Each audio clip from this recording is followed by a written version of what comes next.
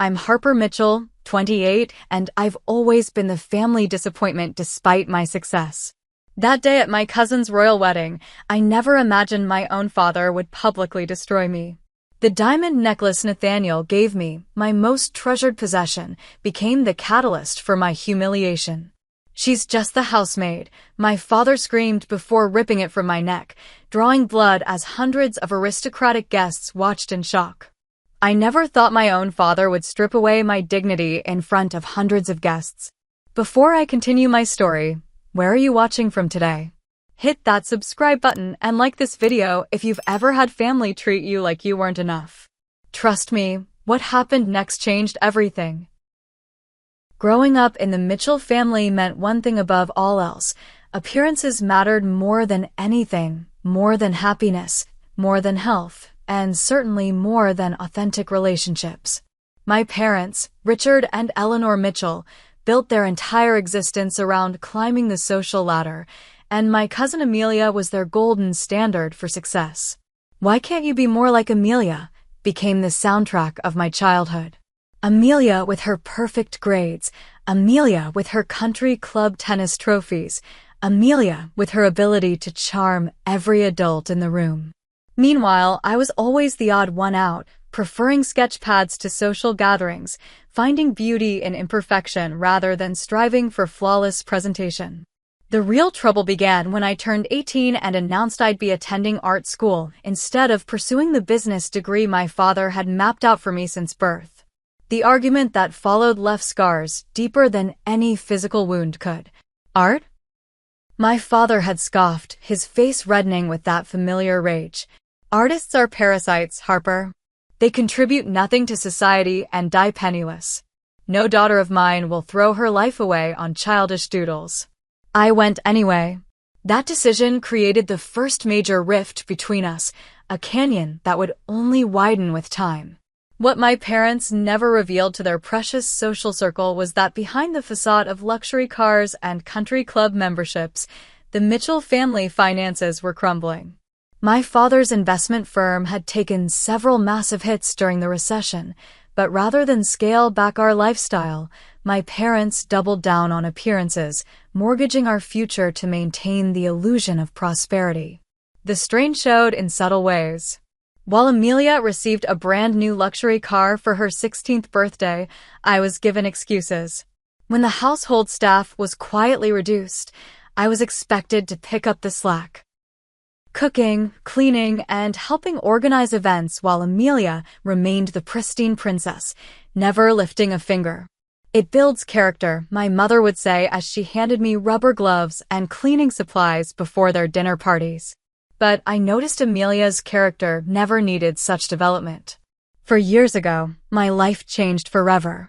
I was working at a charity gala, not as a guest, but as part of the catering staff to make extra money for art supplies. That's where I met Nathaniel Pierce. He wasn't like the other wealthy attendees who looked through service workers as if they were invisible. When I accidentally spilled water on his custom tuxedo, I expected anger. Instead, he helped me clean up the other glasses I'd dropped. "I'm so sorry. I'll pay for the cleaning," I'd stammered, mortified. He'd smiled, a genuine smile that reached his eyes. "It's just water. Though I'd love to know what distracted you so completely." The truth was I'd been sketching his profile on a napkin. When I reluctantly showed him, instead of being creeped out, he asked if he could keep it. We talked for hours after my shift ended. Nathaniel wasn't impressed by family names or social connections. He valued creativity, authenticity, and kindness. Our courtship was a whirlwind. Within 6 months, we were married in a private ceremony on a beach at sunrise. Just us, a justice of the peace, and 2 witnesses from among Nathaniel's most trusted friends. I didn't invite my family. The pain of potential rejection outweighed any fantasy of reconciliation. What my family didn't know, what I never bothered to tell them during our infrequent, strained phone calls, was exactly who Nathaniel Pierce was. As the founder of Pierce Technologies, he'd revolutionized renewable energy storage, making him not just wealthy, but influential on a global scale.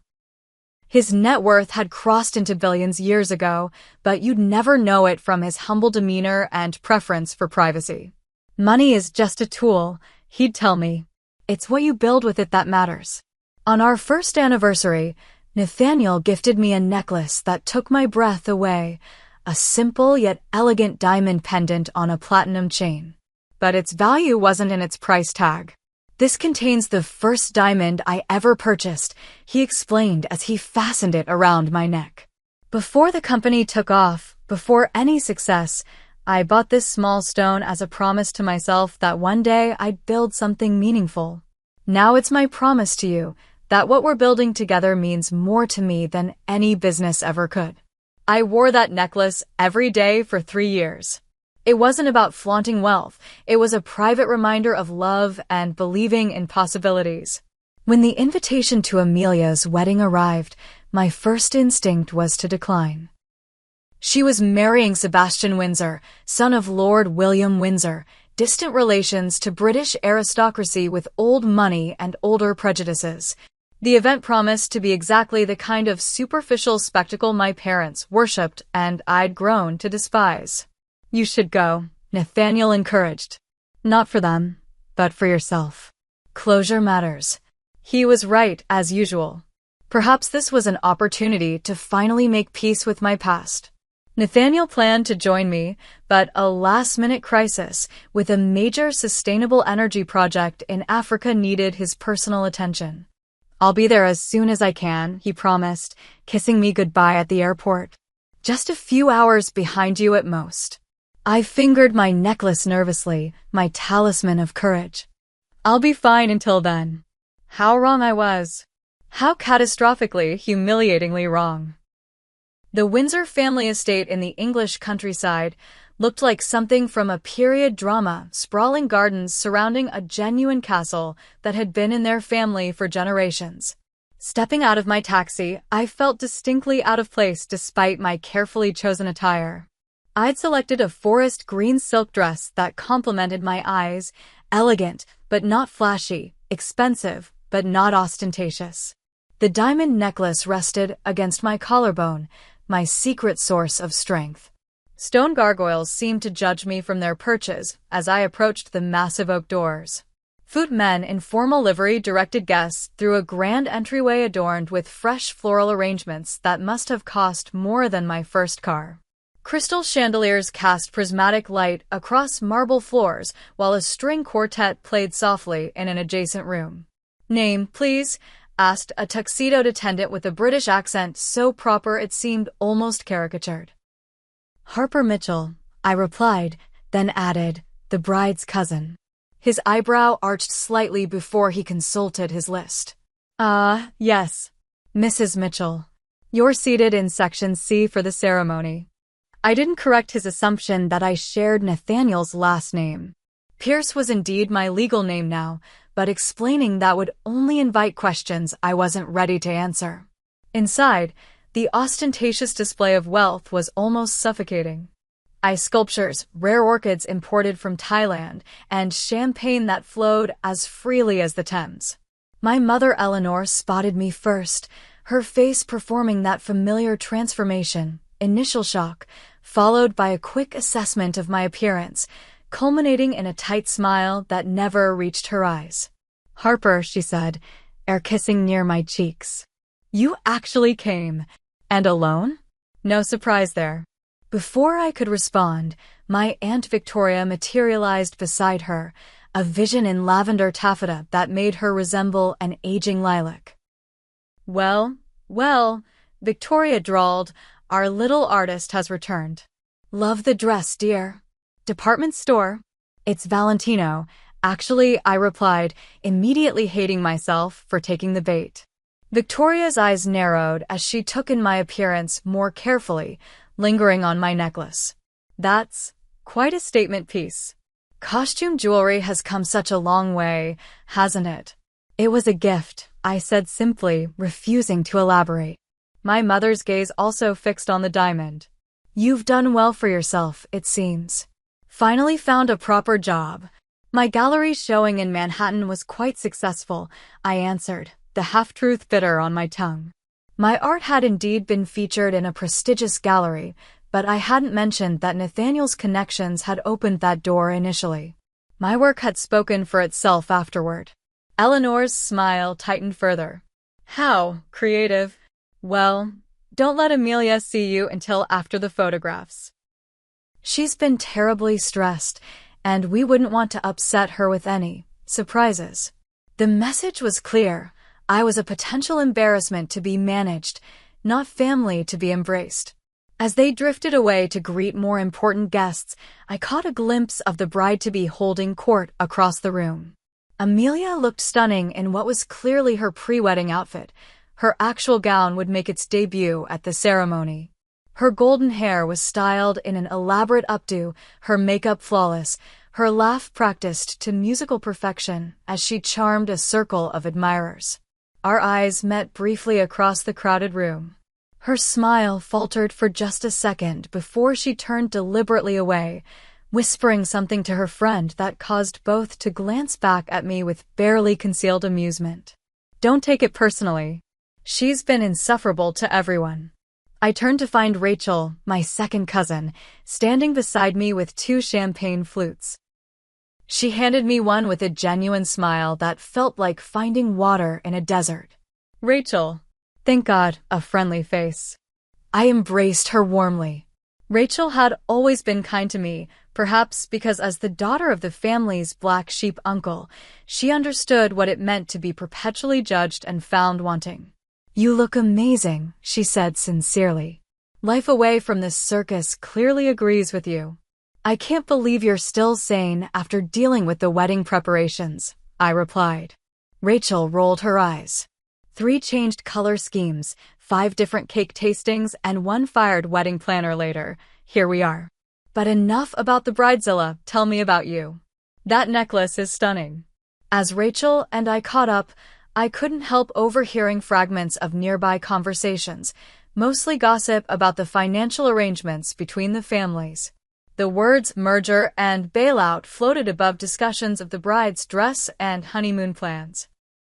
The Windsors are essentially buying a connection to American investors, an elderly woman in pearls whispered none too quietly to her companion. William's shipping business needs the liquidity that Richard can provide. And the Mitchells need the Windsor name to restore their credibility after that dreadful business with the SEC investigation, her friend replied. I nearly choked on my champagne. SEC investigation? My father's firm had always operated in a gray area ethically, but actual legal troubles were news to me. Across the room, I spotted my father engaged in conversation with an imposing silver-haired man who could only be Lord Windsor. Richard's body language was unusual, deferential, almost nervous, as he nodded repeatedly at whatever the older man was saying. My father was many things, but rarely submissive. Something was off. That's Sebastian's father, Rachel confirmed, following my gaze. Apparently, he's been questioning your father rather intensely about business credentials. The prenup negotiations were brutal. Before I could inquire further, my Uncle Maxwell approached, his considerable girth preceding him through the crowd. Harper, my dear girl, he boomed, embracing me with surprising warmth. What a vision you are. And what is this magnificent piece? His fingers reached toward my necklace before I could step back. Just a gift, Uncle Max, I deflected. Some gift, he whistled. Your young man must be doing quite well for himself. You must introduce us. His sudden interest in my personal life was suspicious. Maxwell had barely acknowledged my existence at family gatherings past, but now he was looking at me with calculating eyes that reminded me unervingly of my father's expression when assessing a potentially valuable business connection. As the guests began migrating toward the castle's private chapel for the ceremony, I couldn't shake the feeling that I'd stepped into a performance where everyone knew their roles except me. And somehow, my necklace had become part of a script I hadn't read. The hour before the ceremony found guests mingling in the castle's grand gallery, surrounded by portraits of Windsor ancestors looking down their aristocratic noses at us. I steeled myself and approached Amelia, who was holding court among her bridesmaids in a corner adorned with white roses and baby's breath. "Amelia," I said, offering a genuine smile. "You look beautiful. Congratulations." My cousin turned, her expression momentarily unguarded, showing surprise that I'd actually approached her before her society mask slipped back into place. "Harper, what a surprise. You clean up surprisingly decent when you try." Her gaze traveled from my carefully styled hair down to my shoes, assessing and dismissing in the same practiced sweep. Green was an interesting choice. Almost matches the staff uniforms. Her bridesmaids tittered on cue. "I wanted to wish you happiness," I continued, refusing to take the bait. "Sebastian seems lovely." "He's perfect," Amelia agreed, her diamond engagement ring catching the light as she gestured. "His family's estate makes our summer home look positively middle class. You should see their yacht." Just as I was about to excuse myself from this excruciating exchange, a deep voice with a British accent interrupted us. "I don't believe we've met. I'm William Windsor, Sebastian's father." Lord Windsor was imposing up close, tall, silver-haired, with the perfect posture of someone who'd never questioned his place in the world. His handshake was firm, his assessment direct. "Harper Mitchell," I replied. "Amelia's cousin." "Mitchell," he repeated, his gaze sharpening with interest. "Richard's daughter?" "Yes, though we're not particularly close," I admitted. His eyes dropped to my necklace, and something changed in his expression. "That's a remarkable piece. May I?" Unlike my uncle, he waited for my nod before leaning closer to examine the diamond. "Exceptional clarity. Single source, if I'm not mistaken." "South African."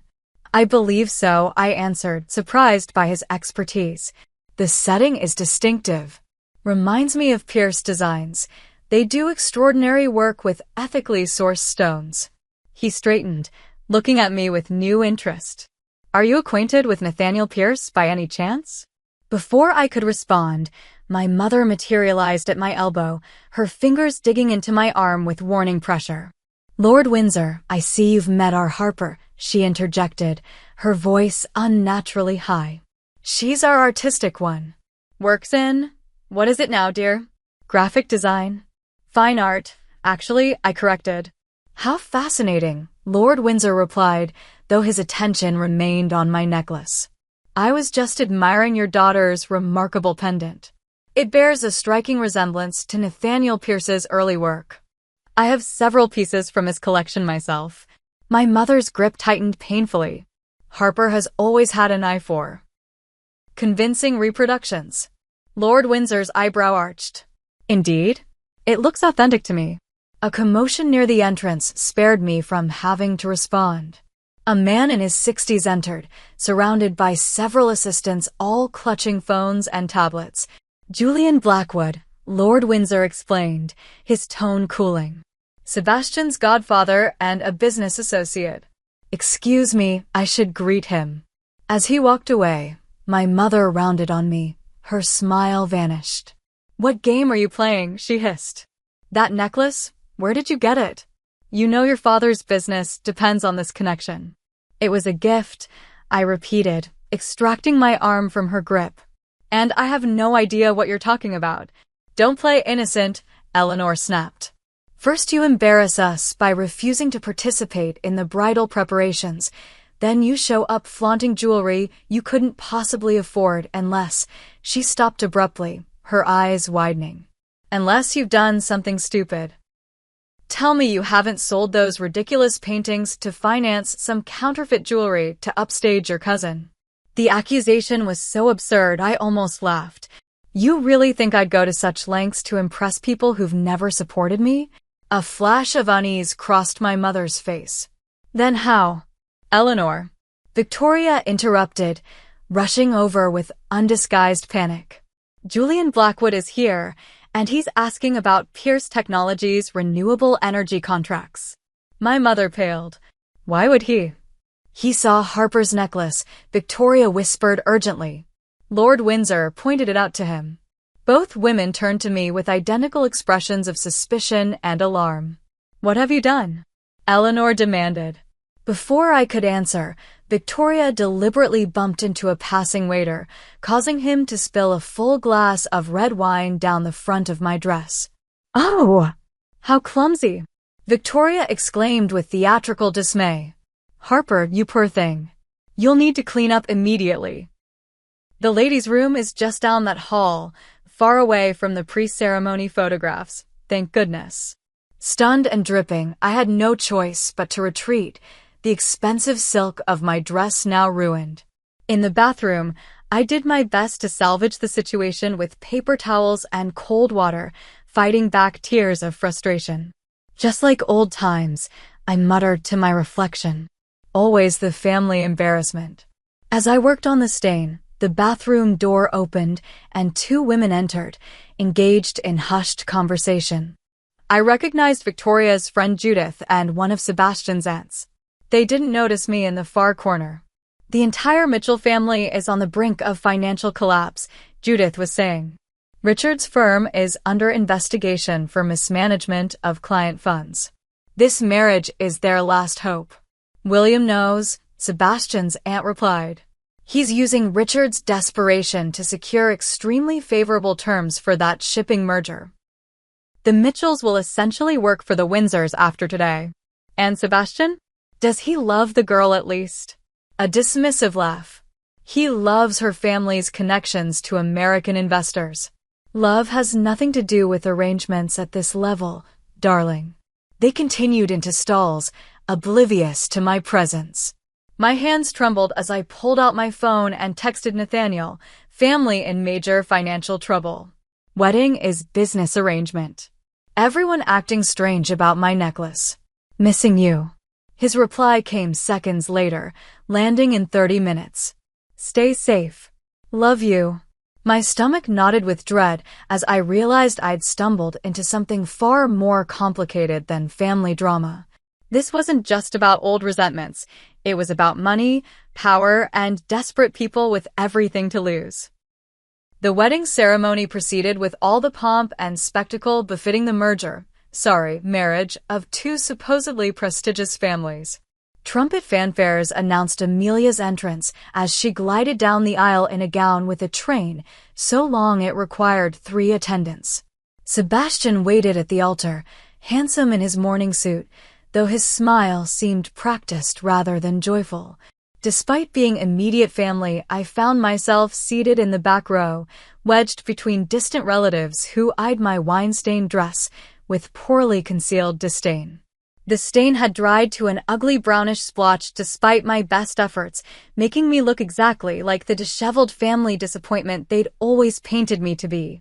Lord Windsor gave a speech about family legacy and new beginnings that seemed innocuous until he made pointed reference to genuine success built on innovation rather than financial manipulation.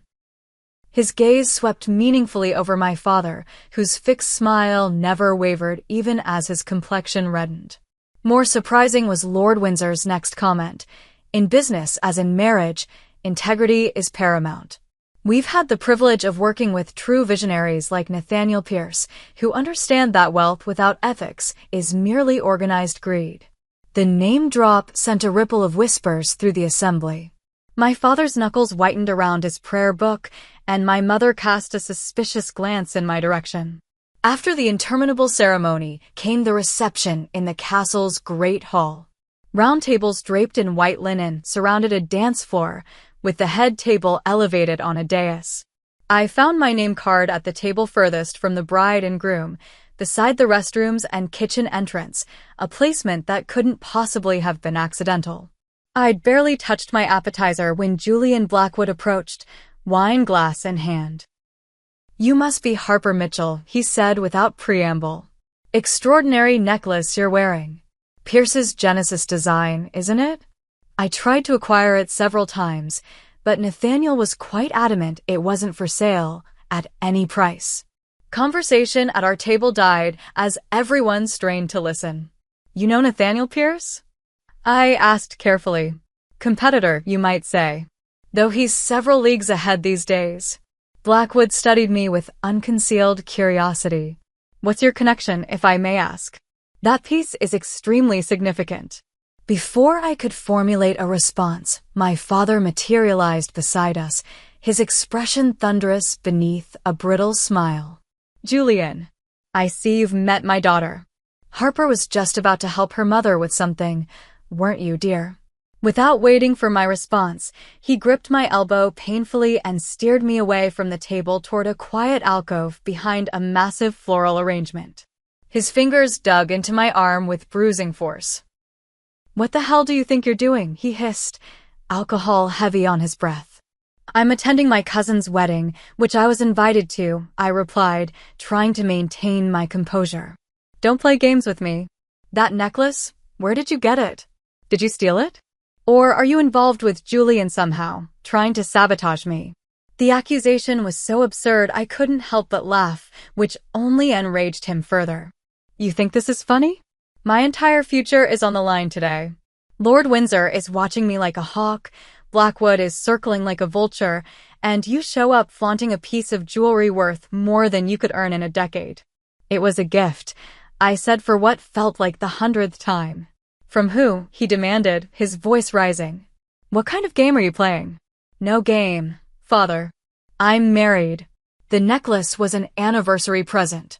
He snorted in disbelief. Married? To whom? Some starving artist who deals in forgeries. You never bothered to ask about my life, so don't act offended that you don't know the details now. Something in my calm defiance seemed to push him over the edge. He grabbed my wrist and dragged me back toward the center of the reception, where speeches were about to begin.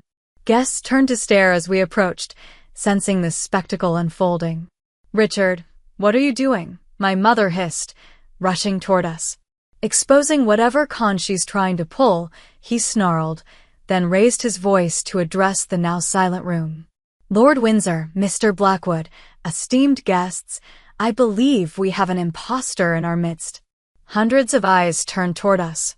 Amelia's expression flickered between confusion and delight at no longer being the center of attention. Sebastian looked merely annoyed at the interruption.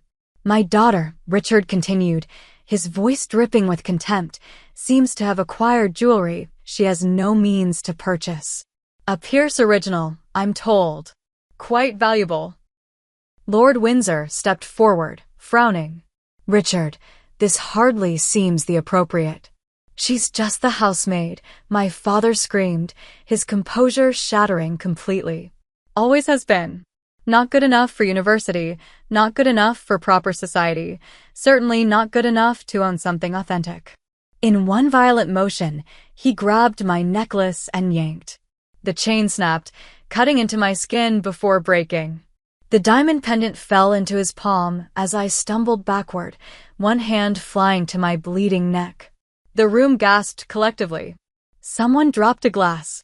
My mother covered her mouth in shock, not at my father's actions, but at the public scene he was creating. Richard, Lord Windsor barked, stepping forward. Control yourself immediately.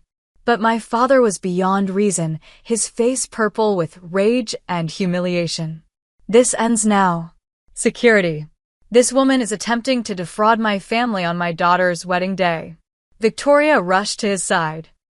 She's always been jealous of Amelia. We should have expected something like this. My mother joined them, forming a wall of rejection.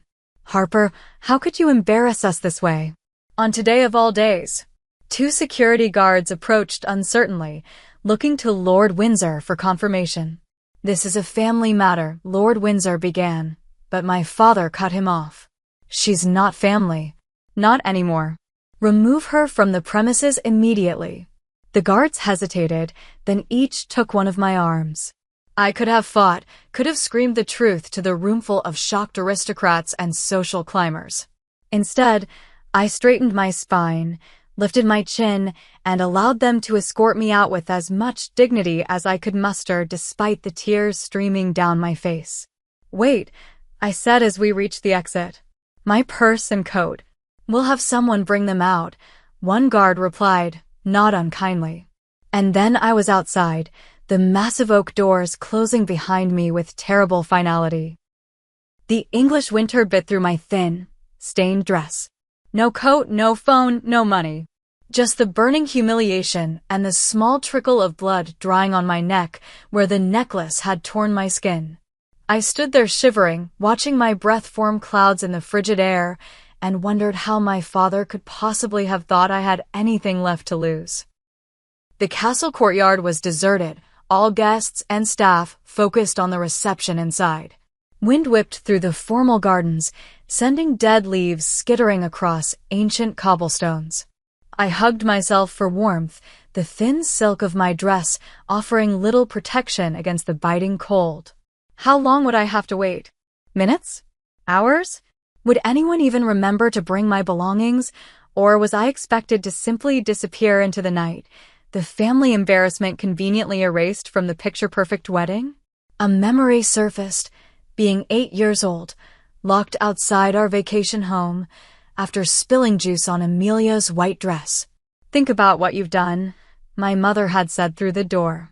I'd sat on the porch for 3 hours before the housekeeper took pity and let me in through the kitchen. Some patterns never change. I'd spent my entire life waiting outside, hoping for acceptance that never came. The cut on my neck stung in the cold air.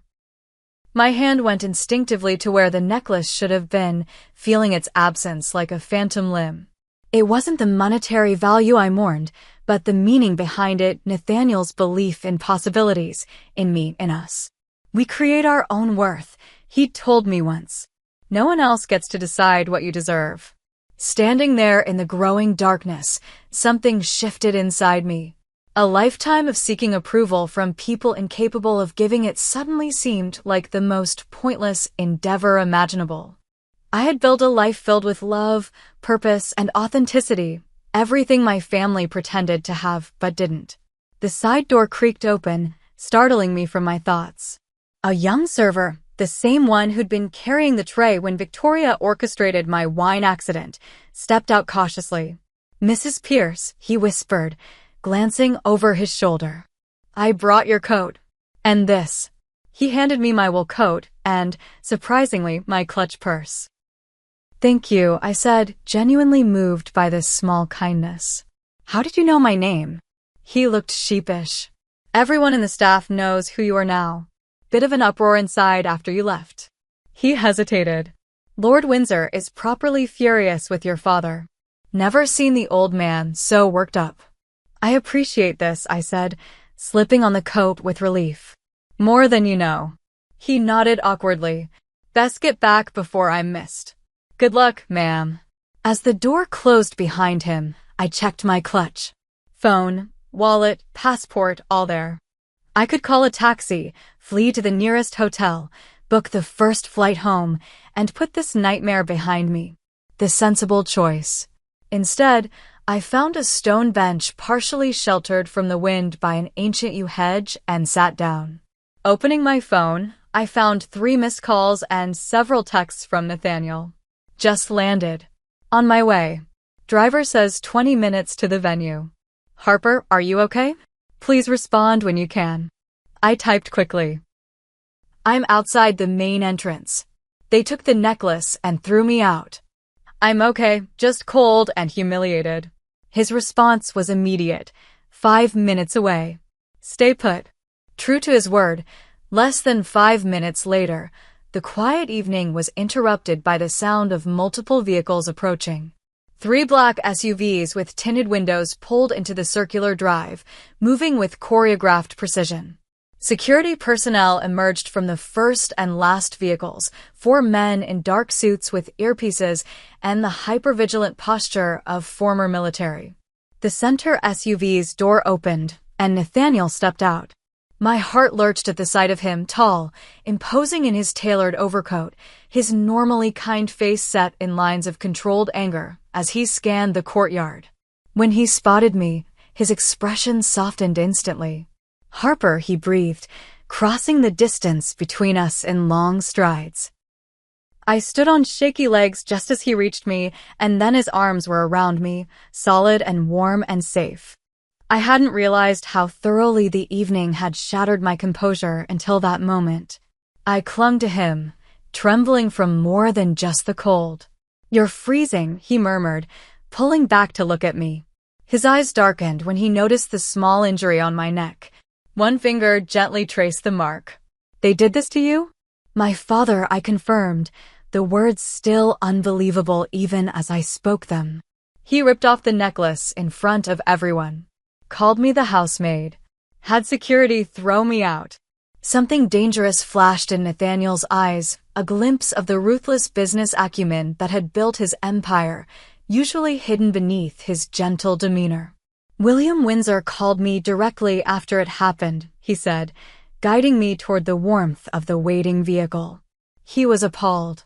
Apparently, Julian Blackwood recognized the necklace immediately. It's quite famous in certain circles. Inside the SUV, the heated leather seats and privacy divider created a cocoon of safety. One of Nathaniel's security team handed me a thermos of hot tea, which I accepted gratefully. Carson, Nathaniel addressed the head of his security, please retrieve Mrs. Pierce's belongings from inside. And locate Mr. Richard Mitchell. I believe he has something that belongs to my wife. Yes, sir, Carson nodded, his expression suggesting he might enjoy this particular assignment. As two security members headed for the entrance, I placed my hand on Nathaniel's arm. What are you planning to do? First, ensure you're all right, he said, his voice gentle as he brushed a strand of hair from my face. Then retrieve your necklace.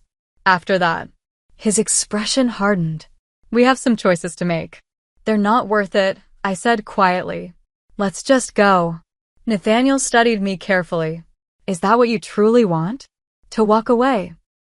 I considered the question seriously. For years, I'd tried to fade into the background of my family's drama to escape their toxicity through avoidance. Where had that gotten me? Still vulnerable to their cruelty, still carrying the weight of their rejection. No, I finally admitted. I'm tired of slinking away. I'm tired of being the family secret, the disappointment, the one who's never enough. For once, I want to stand my ground.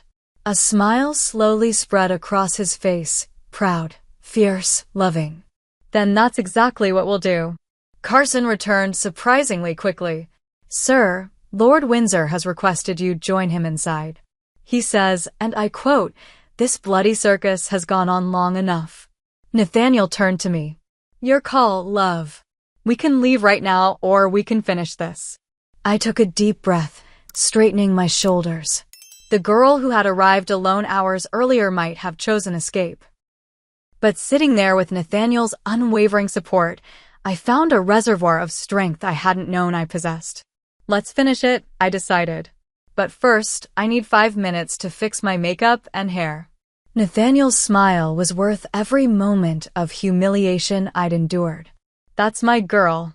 As I freshened up using the SUV's well-appointed vanity, Nathaniel briefed me on what Lord Windsor had told him.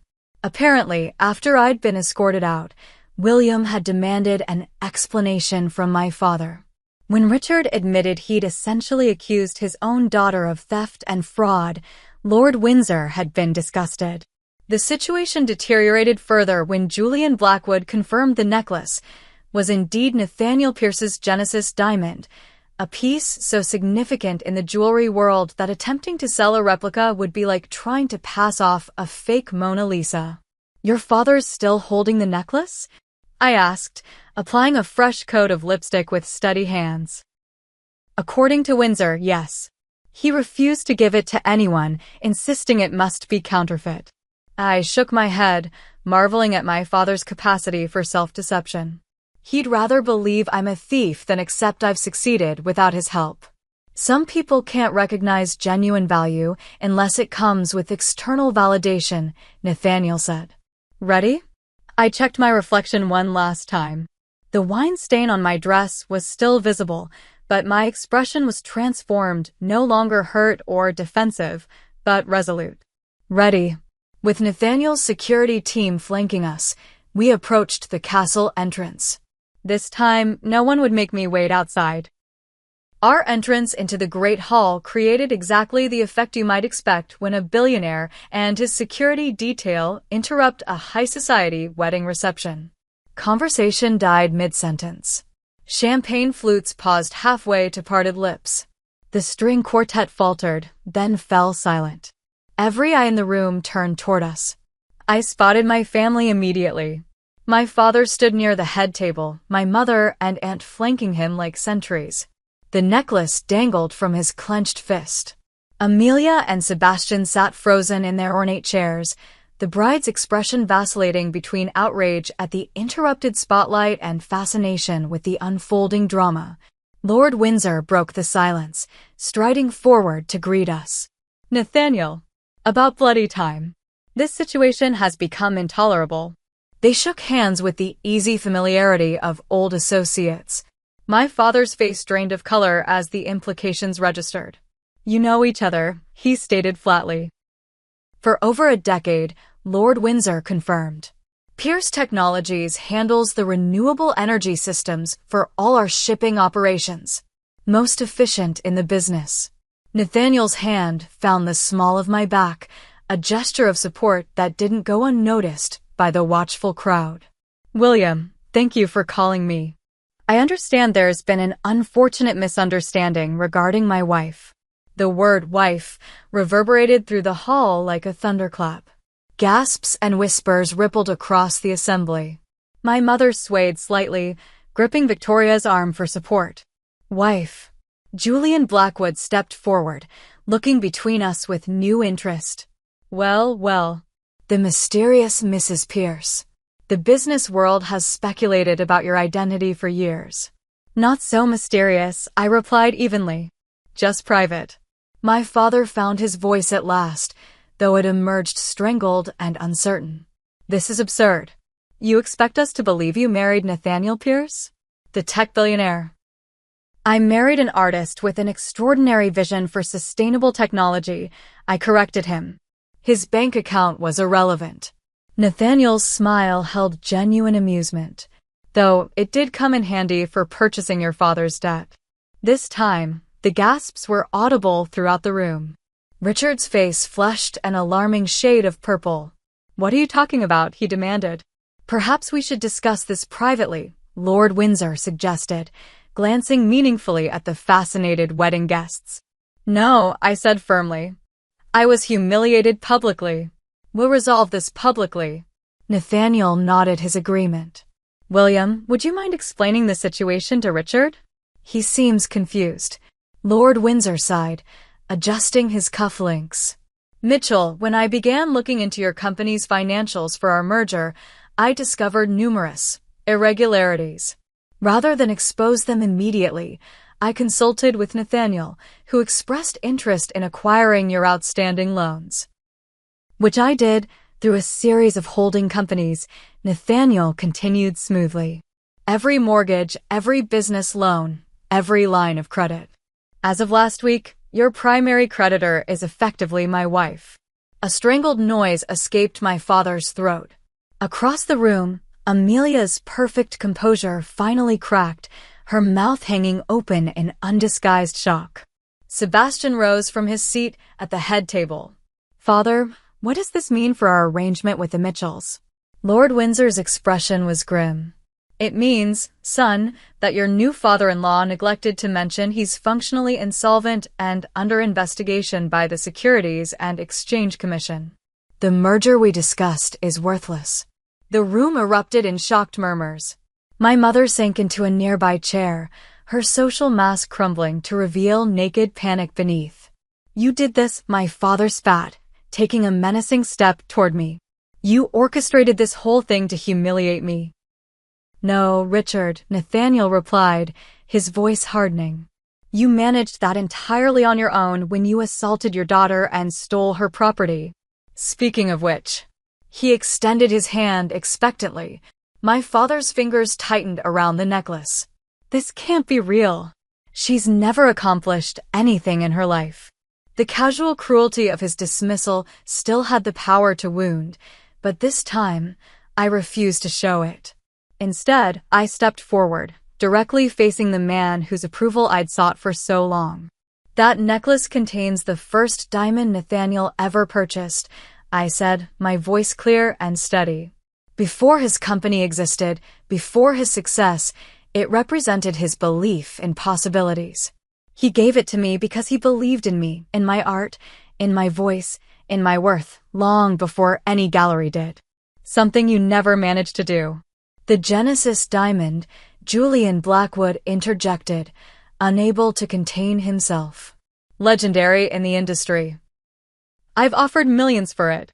It's not for sale, Nathaniel and I said in unison. Richard, Lord Windsor's voice carried a note of finality. Return Mrs. Pierce's property immediately. Trapped and cornered, my father had no choice. With trembling fingers, he held out the necklace. The platinum chain was broken, the setting slightly bent from his rough handling. I took it carefully, feeling its familiar weight in my palm. Thank you. Now what? Richard asked, defeat evident in his slumped shoulders. You've won. You've humiliated me in front of everyone. Are you going to destroy me completely? Call in the loans? Force bankruptcy? It was the question I'd been asking myself since learning of Nathaniel's acquisition of my family's debt. What did I want? Revenge? Justice? Or something else entirely? That depends on you, I said quietly. For years, I tried to earn your love by being someone I wasn't. I'm not doing that anymore. But I'm also not you. I don't need to destroy others to feel valuable. I glanced at Nathaniel, who nodded his support for whatever I decided. You have two choices, I continued. First option, we restructure your debt with favorable terms, giving you a chance to rebuild legitimately, ethically. In exchange, you seek therapy to address whatever broken part of you needs to demean others to feel powerful. My father blinked in disbelief. And the second option? We walk away. Permanently. No restructuring, no family connection, no more chances. The debt proceeds normally through standard channels, and whatever happens, happens. But you never contact me again. A heavy silence fell over the hall as everyone awaited his response. My mother finally approached, her expression uncharacteristically vulnerable. Harper, she began hesitantly. I don't understand. After everything that's happened, why would you offer to help? Because holding on to hate hurts me more than it hurts you, I replied simply. I'm choosing to break the cycle. From the corner of my eye, I noticed Amelia slipping away from the head table. She approached tentatively, the massive train of her wedding gown dragging behind her like the weight of unspoken history between us. I'm sorry, she whispered when she reached me, tears smudging her perfect makeup. I've always been horrible to you because I was jealous. Jealous? Of me. I couldn't hide my surprise. You had everything. Amelia shook her head. You had courage. You left and built something real. I'm just this. She gestured at her elaborate gown, the lavish reception. A transaction. The genuine pain in her eyes reminded me that gilded cages are still cages. Perhaps we had more in common than I'd realized. It's not too late to build something authentic, I told her, surprising myself with the sincerity of the sentiment. As Amelia and I shared this unexpected moment of connection, my father seemed to shrink before my eyes. Not the towering figure of my childhood fears, but simply a man whose ambition had outpaced his integrity. I need time to consider, he finally said. Take all the time you need, Nathaniel replied. Our offer expires at midnight. After that, business proceeds as usual. Lord Windsor cleared his throat. Now that this matter is temporarily resolved, perhaps we could allow the bride and groom to continue their celebration? Nathaniel, Harper, would you join us at the head table as my personal guests? The invitation, so pointed in its exclusion of my parents, was both olive branch and statement. A new alignment of power, publicly displayed. As we made our way across the room, guests parting before us like the Red Sea, I felt an unfamiliar lightness. For the first time in my life, I was neither seeking my family's approval nor running from their judgment. I was simply myself, Harper Pierce, standing in my truth. And that, I realized, was the greatest victory of all. The sleek interior of Nathaniel's car cocooned us in quiet as we left the Windsor estate behind. Through the tinted windows, I watched the castle's illuminated turrets recede into the distance, growing smaller until they were just pinpricks of light in the darkness. Symbolic, somehow. Are you okay? Nathaniel asked, his hand warm around mine. I considered the question carefully. The evening had been a roller coaster of humiliation, confrontation, and ultimately, liberation. My neck still bore the small cut from the necklace chain, and my emotions felt similarly raw and exposed. I think I will be, I answered honestly. It's strange, I spent so many years being afraid of their rejection, and now that I've experienced the worst they could do, I feel free. Nathaniel smiled, lifting my hand to press a kiss against my knuckles. You were magnificent in there. I'm so proud of you. I couldn't have done it without you. You absolutely could have, he corrected me gently. You're stronger than you know. But I'm glad you didn't have to. We rode in comfortable silence for a while, the English countryside rolling past our windows in shadowy contours. My thoughts drifted to the choice I'd offered my father. Had it been naive to extend an olive branch after such betrayal? Or was it the only way to truly break free of the cycle? Do you think he'll take the offer? I finally asked. Nathaniel considered this. Your father is a proud man. Pride has its uses, but it makes a terrible compass. My guess? Eleanor will convince him it's the sensible choice, but he'll never acknowledge what it cost him. Their approval doesn't matter anymore, I said, realizing the truth of it as the words left my mouth. It's just, they're still my family, as dysfunctional as we are. Family is complicated, Nathaniel agreed.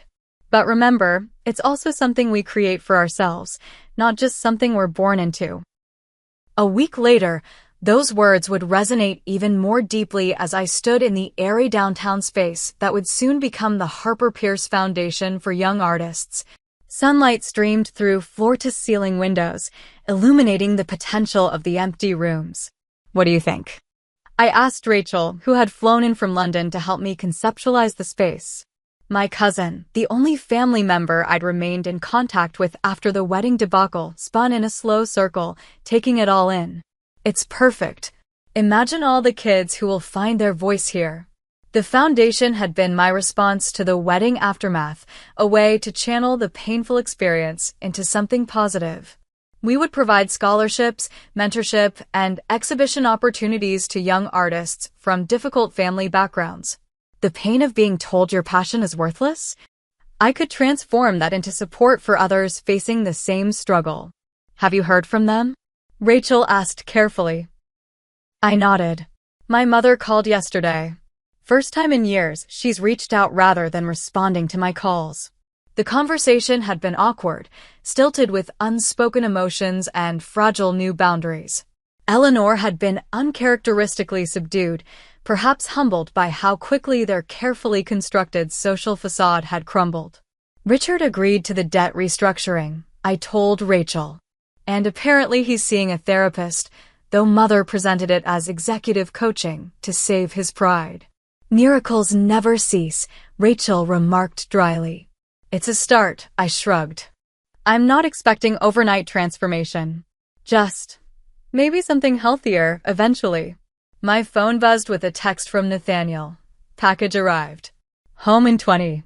That evening, as the sun set over the Manhattan skyline visible from our penthouse windows, Nathaniel presented me with a small blue velvet box. What's this? I asked, though I had my suspicions. Open it, he encouraged with a smile. Inside lay my necklace, the Genesis diamond restored to its original glory. The platinum chain had been repaired, the setting repolished to its former brilliance. But there was something different, something new. Turn it over, Nathaniel suggested. On the back of the setting, a tiny inscription had been added, "Strength rises from broken places." Tears welled in my eyes as Nathaniel fastened the necklace around my neck, its familiar weight settling against my collarbone once more. Perfect, he said, stepping back to admire it. I was so afraid I'd lost it forever, I admitted, touching the diamond gently. Some things are too precious to lose, he replied. They may get damaged, they may need repair, but their essential value remains. I knew he wasn't just talking about the necklace. That night, as we discussed plans for the Foundation's inaugural exhibition, our conversation turned to family, both the one we'd been born into and the one we were creating. I want our children to know their worth isn't determined by achievements or others' approval, I said, the words surfacing from a place of deep conviction. I want them to understand that failure isn't fatal and success isn't final. Nathaniel's eyes softened. They will, because they'll have you showing them every day what authentic strength looks like. In the months that followed, the foundation took shape, becoming a vibrant community hub. Rachel moved permanently to New York to help run it, bringing her warmth and empathy to young artists still finding their voice. My relationship with my parents remained complicated, but was evolving slowly towards something resembling mutual respect, if not the unconditional love I'd once craved. Most surprisingly, Amelia reached out regularly, her marriage to Sebastian having prompted some genuine soul-searching. Behind the perfect facade, she was discovering her own authentic voice. Tentatively exploring photography as more than just a society hobby. Our chosen family expanded too, friends, colleagues, and foundation students gathering regularly in our home for dinners that brimmed with laughter, creativity, and acceptance. The contrast with the sterile, judgmental gatherings of my childhood couldn't have been starker. The necklace remained my daily companion, its significance transformed. No longer just a symbol of Nathaniel's belief in me, it now represented my own journey, from seeking external validation to finding unshakable inner worth. Standing in your truth isn't always comfortable. Sometimes it means being escorted out of fancy weddings. Sometimes it means offering forgiveness that hasn't been earned. Always, it means choosing authenticity over approval. But the freedom on the other side? That's worth every difficult step of the journey. Have you ever had to stand up to family who didn't support your dreams? How did you find the courage to be true to yourself despite others' expectations? I'd love to hear your stories in the comments below. If this resonated with you, please hit that subscribe button and share this video with someone who might need to hear that their worth isn't determined by others' opinions. Thank you for listening to my story, and remember, your value was never up for debate in the first place. I'm Cassandra Cassie Miller, 34 years old, and I never expected to open my front door to find my in-laws Martha and Gerald flanked by 3 burly men with cold eyes. Want the heat off? Hand us the house, Martha hissed while Gerald nodded smugly. My husband Nathan stood frozen beside me, confusion and fear etched across his face. What they didn't know was that beneath my quiet counselor exterior lay a past that had prepared me precisely for moments like this. Before I dive into this wild story, I'd love to know where you're watching from today. Drop your location in the comments, hit that like button if you've ever dealt with difficult in-laws, and subscribe to catch more true stories of standing up to intimidation. Now, let me take you back to where it all began. Nathan and I met at a charity auction for the local children's hospital 5 years ago. I was volunteering at the registration table when this tall, kind-eyed man with slightly disheveled brown hair approached with a donation that was surprisingly generous for someone who wasn't dressed like the typical wealthy donor. We started talking, and by the end of the night, we'd exchanged numbers. There was something gentle yet confident about Nathan that drew me in immediately. Our romance moved quickly. After just 8 months of dating, he proposed during a hike to a waterfall we both loved. Nathan's career as an architectural engineer kept him busy designing sustainable commercial buildings, while I had settled into my role as a high school guidance counselor. What Nathan didn't know then was that my career choice was a deliberate step away from my former life. I loved helping teenagers navigate their problems, and the quiet predictability of school schedules offered a stability I had craved. My grandmother would have loved you, Nathan told me often during our first year of marriage. Gloria had raised him for many of his formative years while his parents were busy building their import business. When she passed away just 6 months after our wedding, we were devastated. What we hadn't expected was the reading of her will. She left us the house, Nathan had whispered in disbelief when the lawyer informed us that Gloria's Victorian home in the historic district was now ours. The three-bedroom, two-bath house with its wrap-around porch and mature oak trees wasn't just any property. Built in the 1890s, it had been lovingly maintained and updated over the years. Gloria had purchased it in the 1970s when the neighborhood was still affordable, and now its value had increased tenfold. "This is where we spent summers catching fireflies," Nathan told me the first time he gave me a tour, his eyes misting as he showed me the backyard. "She taught me to bake cookies in this kitchen." Every room held memories for him, and soon they began to hold memories for us too.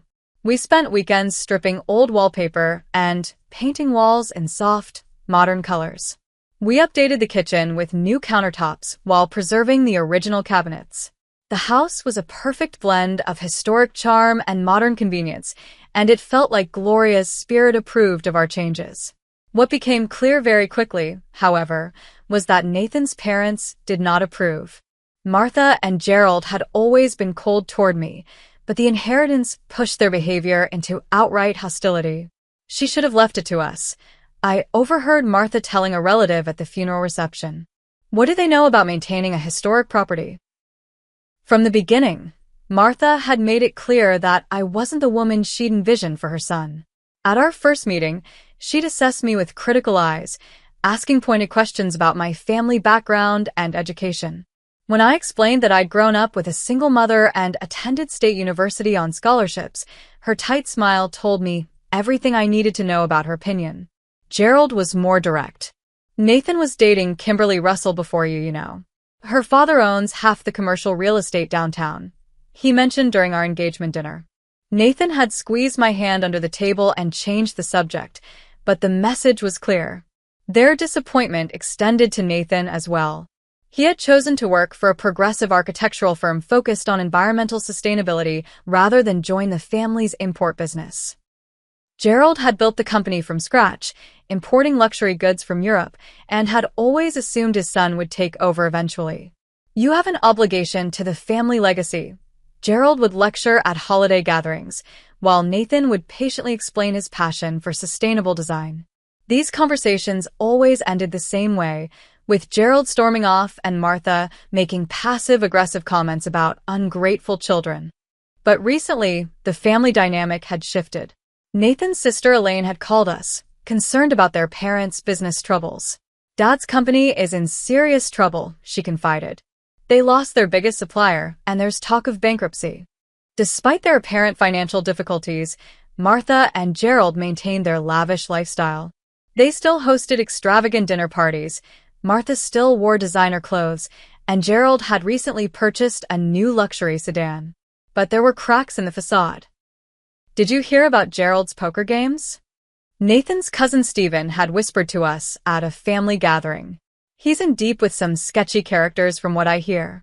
We'd seen hints of their desperation at the most recent family dinner. Gerald had drunk too much and made an odd comment as we were leaving. "That house is wasted on you too," he'd slurred. No children to fill it, no appreciation for its value. Martha had quickly hushed him and ushered us out, but the comment had stayed with me. There was something calculating in Gerald's eyes that made me uneasy. "They're just bitter about the inheritance," Nathan had assured me on the drive home. "They'll get over it eventually." But something in my old instincts had awakened, and I'd begun to watch them more carefully. Those instincts, long dormant, would soon prove terrifyingly accurate. The doorbell rang on a Sunday afternoon while Nathan and I were planning our garden renovations.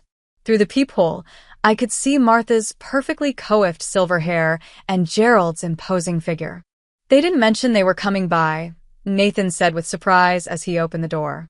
The warm greeting he'd prepared died on his lips when he saw not just his parents, but three men standing behind them. Martha wore a designer trench coat despite the mild weather, her makeup flawless as always, but her eyes held a hardness I'd never seen before. Gerald stood with his shoulders squared, his expensive watch catching the light as he adjusted his position. "We need to talk," Gerald said, pushing past Nathan into our foyer without waiting for an invitation. Martha followed, her high heels clicking on the hardwood floors. The three men entered last, spreading out slightly in our entryway in a way that immediately raised my alarm bells. "This is Marcus." Gerald gestured to a tall, broad-shouldered man with close-cropped hair and a scar above his right eyebrow. "And Devin and Troy," he added, nodding toward the other two men.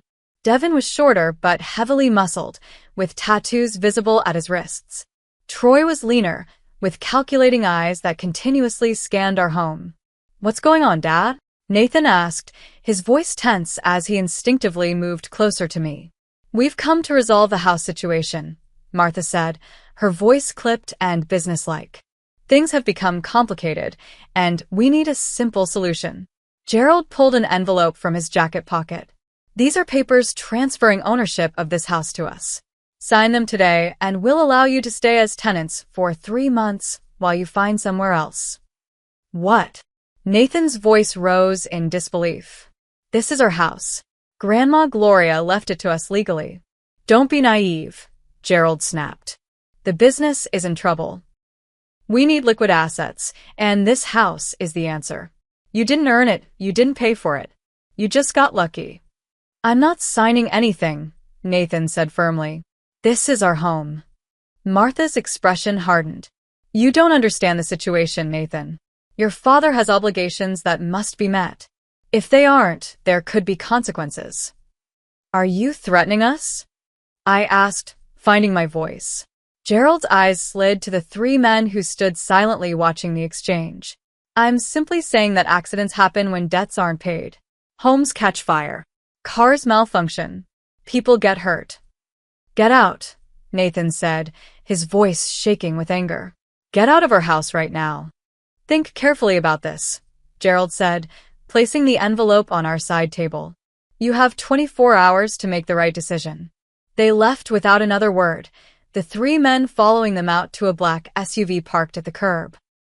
Nathan immediately locked the door and leaned against it, his face pale. "I can't believe this is happening," he whispered. "My own parents." He pulled out his phone and dialed his father's number. I could hear Gerald's voice through the speaker, cold and distant. "Have you come to your senses?" Gerald asked without preamble. "Dad, this is insane. You can't just demand our house and threaten us. What's really going on? Let me help you figure out another solution for the business." "There is no other solution. The house is worth over $1 million in today's market. That solves our problem. Your problem is deciding whether your home is worth more than your safety." "You can't mean that. You're my father. Mom wouldn't let you do this." "Your mother agrees completely. This is business, Nathan. Nothing personal." "Nothing personal? You're threatening your own son." 24 hours, Gerald said firmly, and then the line went dead. Nathan stared at his phone in disbelief. He hung up on me. My own father just threatened us, and hung up on me. We moved to the kitchen where Nathan collapsed into a chair, his hands shaking. I made him tea, my mind already calculating risks and contingencies. "I don't understand how they could do this," Nathan said, his voice hollow. "These are the people who raised me. How could they bring criminals into our home and threaten us?" "I think your father is in deeper trouble than we realized," I said carefully. "Those men weren't just random thugs. They moved like professionals." Nathan looked up sharply. "How would you know that?" I hesitated. "Just an observation. The point is, we need to take this seriously. Those weren't idle threats." "Should we call the police?" Nathan asked. "Not yet," I said, surprising myself with the response. "We don't have proof of threats, just implications. And if your father is mixed up with dangerous people, escalating too quickly could make things worse. So, what do we do?" "First, we increase security. New locks tonight. Security cameras tomorrow. I know someone who can install them quickly." I was already mentally reviewing the house's vulnerabilities. "I should try to talk to my mother alone," Nathan suggested. "Maybe she'll be reasonable if my father isn't there." I nodded, though I doubted Martha would be any more reasonable. The cold determination in her eyes had told me everything I needed to know. "We'll figure this out," I assured him, squeezing his hand. They picked the wrong house to target. Nathan gave me a weak smile, not understanding the full meaning behind my words. He could know that the skills I'd spent years trying to leave behind were already reawakening, that my mind was already mapping out defensive strategies and contingency plans. For now, I would let him believe we were just a normal couple facing an unusual threat. But if Gerald and his hired muscle pushed us further, they would discover exactly why they had indeed picked the wrong target. 3 days after the ultimatum, Nathan woke me at 6 in the morning, his voice tight with anger. "They slashed my tires," he said as I followed him to the driveway in my bathrobe. His car sat lopsided, all 4 tires flat, with what were clearly knife cuts visible in the rubber. The driver's side door had been keyed with a deep scratch running its entire length. Under the windshield wiper was a note printed on plain white paper. "This is just the beginning. Reconsider our offer." "We're calling the police," I said firmly, all hesitation gone. This was documented property damage with an implicit threat. We needed an official record. Officer Ryan Davis arrived 30 minutes later, a solidly built man with a methodical approach that I appreciated. He documented everything carefully, took the note as evidence, and asked all the right questions. "Do you have any security cameras?" he asked, looking around our property. "Being installed tomorrow," I told him. "We've had verbal threats recently." "From whom?" he asked, his pen poised above his notebook. Nathan hesitated, then sighed. "My parents. They want us to sign over the house to them. My father's business is failing, and they need money." Officer Davis frowned. "And you believe they're responsible for this vandalism?" "They came with 3 men 3 days ago. My father implied that accidents could happen if we didn't cooperate." The officer made detailed notes. "I'll file the report, but without witnesses or video evidence, it's going to be difficult to prove who did this." "We understand," I said. "We just want it on record in case things escalate further." "I'd recommend a restraining order," Officer Davis suggested, "and get those cameras installed as soon as possible." After he left, Nathan called his boss to explain he'd be late. "My car's been vandalized," he said wearily. "I need to get it towed and find a rental." I drove Nathan to work after arranging for his car to be towed to a repair shop. He was quiet during the drive, his face drawn with stress. "I'll pick you up at 5, I told him as he got out. "Call me if anything happens." "Thanks, Cassie," he said, leaning in to kiss me goodbye. "I don't know what I'd do without you right now." I spent the morning making calls to security companies and arranging for an expedited installation of cameras and a monitored alarm system. I also withdrew cash from our emergency fund, knowing we might need resources that couldn't be traced through credit card statements. At 2:30, my phone rang. It was Nathan. "My father showed up at the office," he said, his voice shaking with a mixture of anger and embarrassment. He made a scene in the lobby, shouting that I was ungrateful and betraying the family. "Are you okay?" "No," he admitted. "Amanda called me into her office afterward.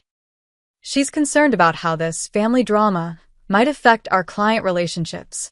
Amanda was Nathan's boss, the founder of the architectural firm where he worked. She had always been supportive of Nathan's talent, but the firm's reputation was built on discretion and professionalism. "What did you tell her?" "The truth. That my parents are trying to force us to sign over our house and are using intimidation tactics." She was sympathetic but warned me to keep it from affecting my work. "Did your father leave?"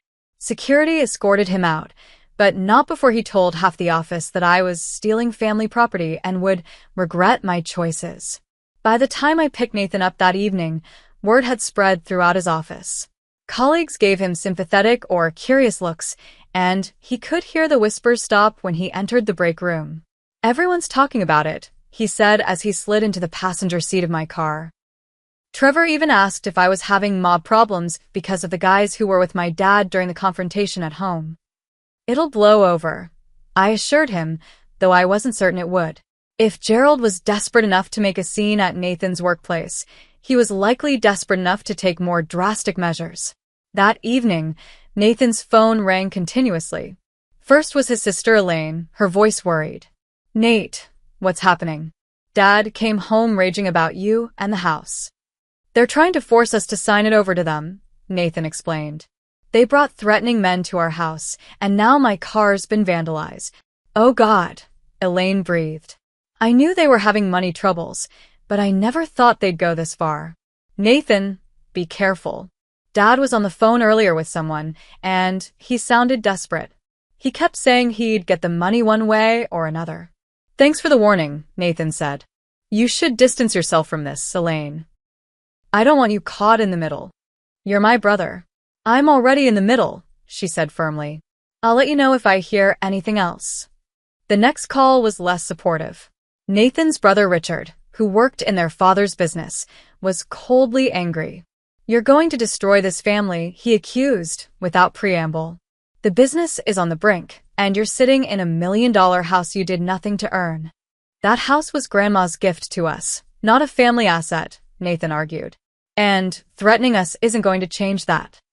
You always were selfish, Richard spat. When this company goes under and 30 employees lose their jobs, that's on you. And don't think this ends with a few scratches on your precious car. Dad has connections you don't want to mess with. Nathan ended the call and turned off his phone, his hands shaking. My own family, he whispered. My own brother threatening me now. I sat beside him on the couch, holding his hand. We'll get through this, I promised. The security system will be installed tomorrow, and I've already spoken to a lawyer about the restraining order. I keep thinking this can't be real, Nathan said. That I'll wake up and my parents will be the people I thought they were. I didn't know how to tell him that people often aren't who we believe them to be. That sometimes the masks people wear are so convincing that when they finally slip, the reality is unrecognizable.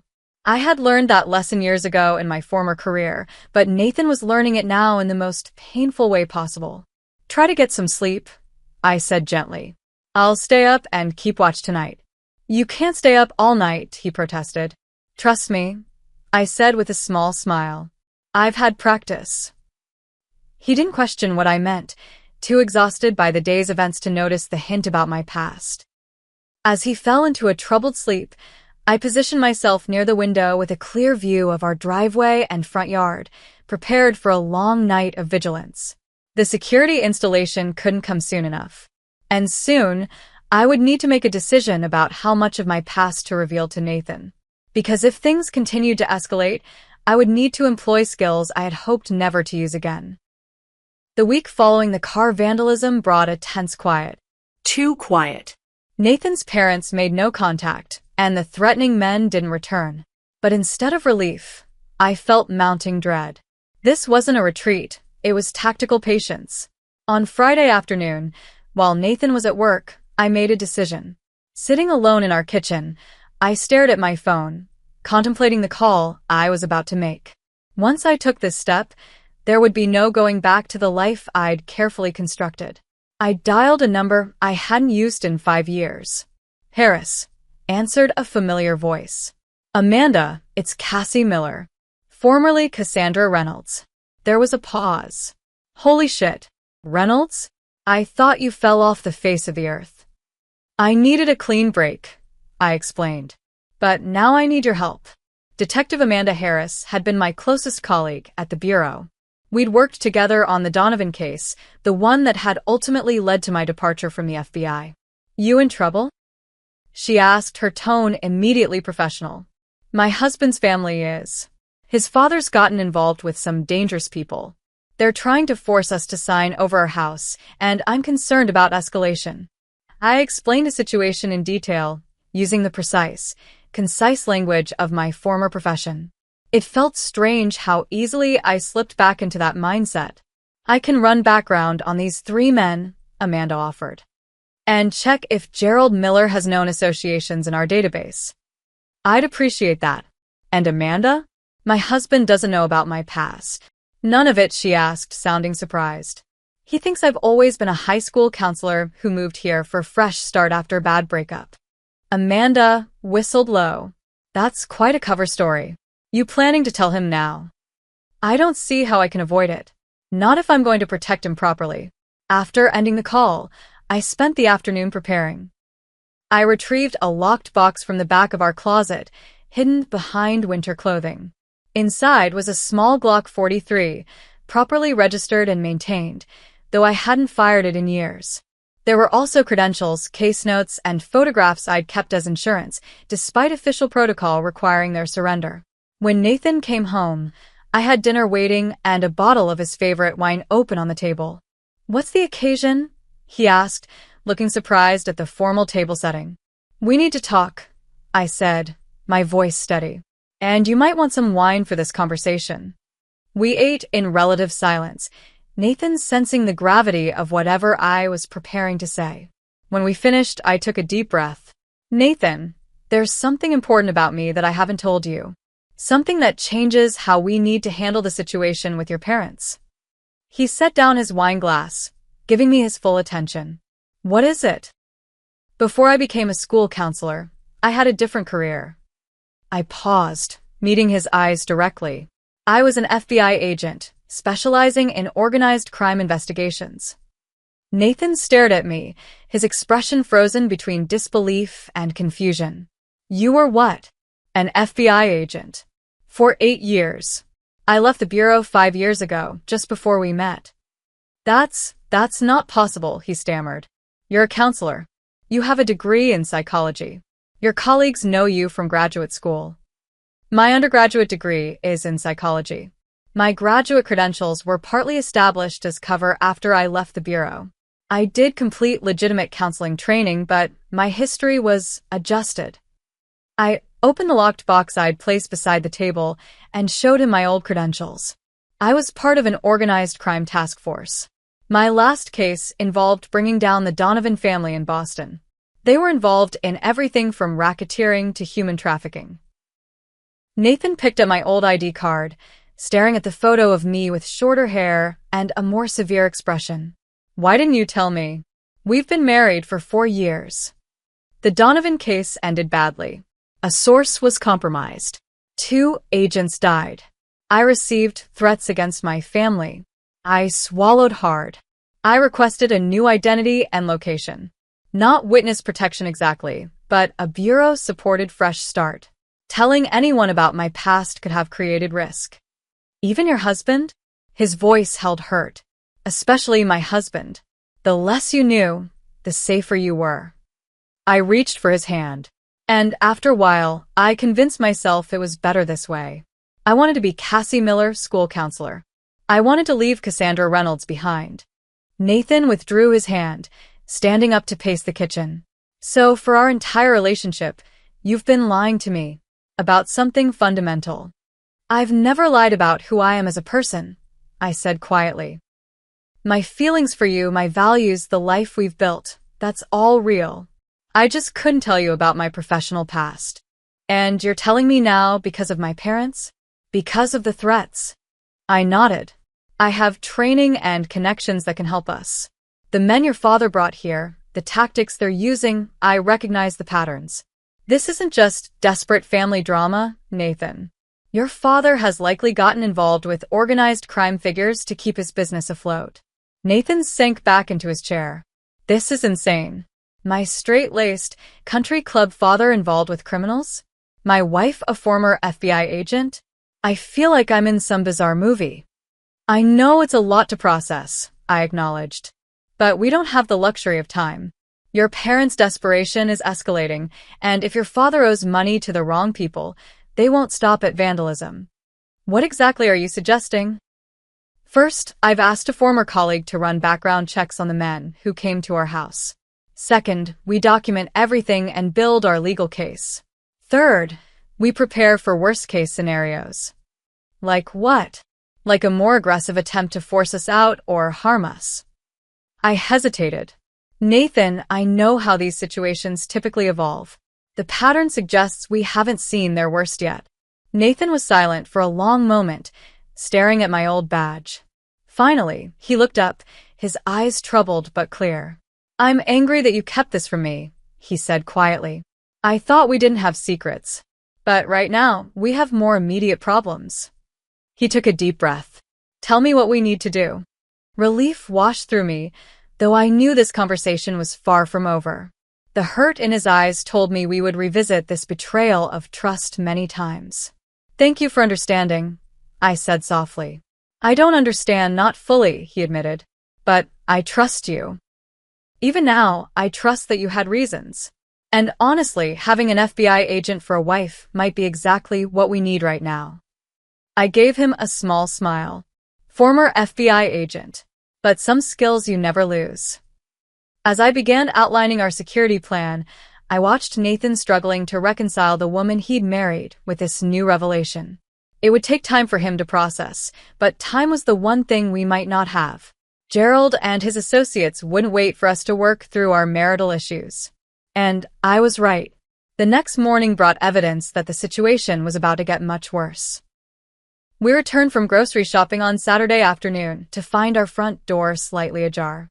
Nathan moved to enter, but I grabbed his arm, pulling him back to the car. Call the police, I instructed, my voice low and urgent. Report a break-in. Stay in the car and lock the doors. Where are you going? He asked as I reached into my purse. To clear the house. Cassie, no, he protested. If someone's in there.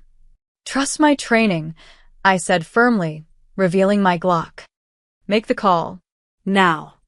I approached the house cautiously, using the techniques that had once been second nature. The security system should have alerted us to any breach, but a quick glance at the control panel showed it had been disabled. Professional work.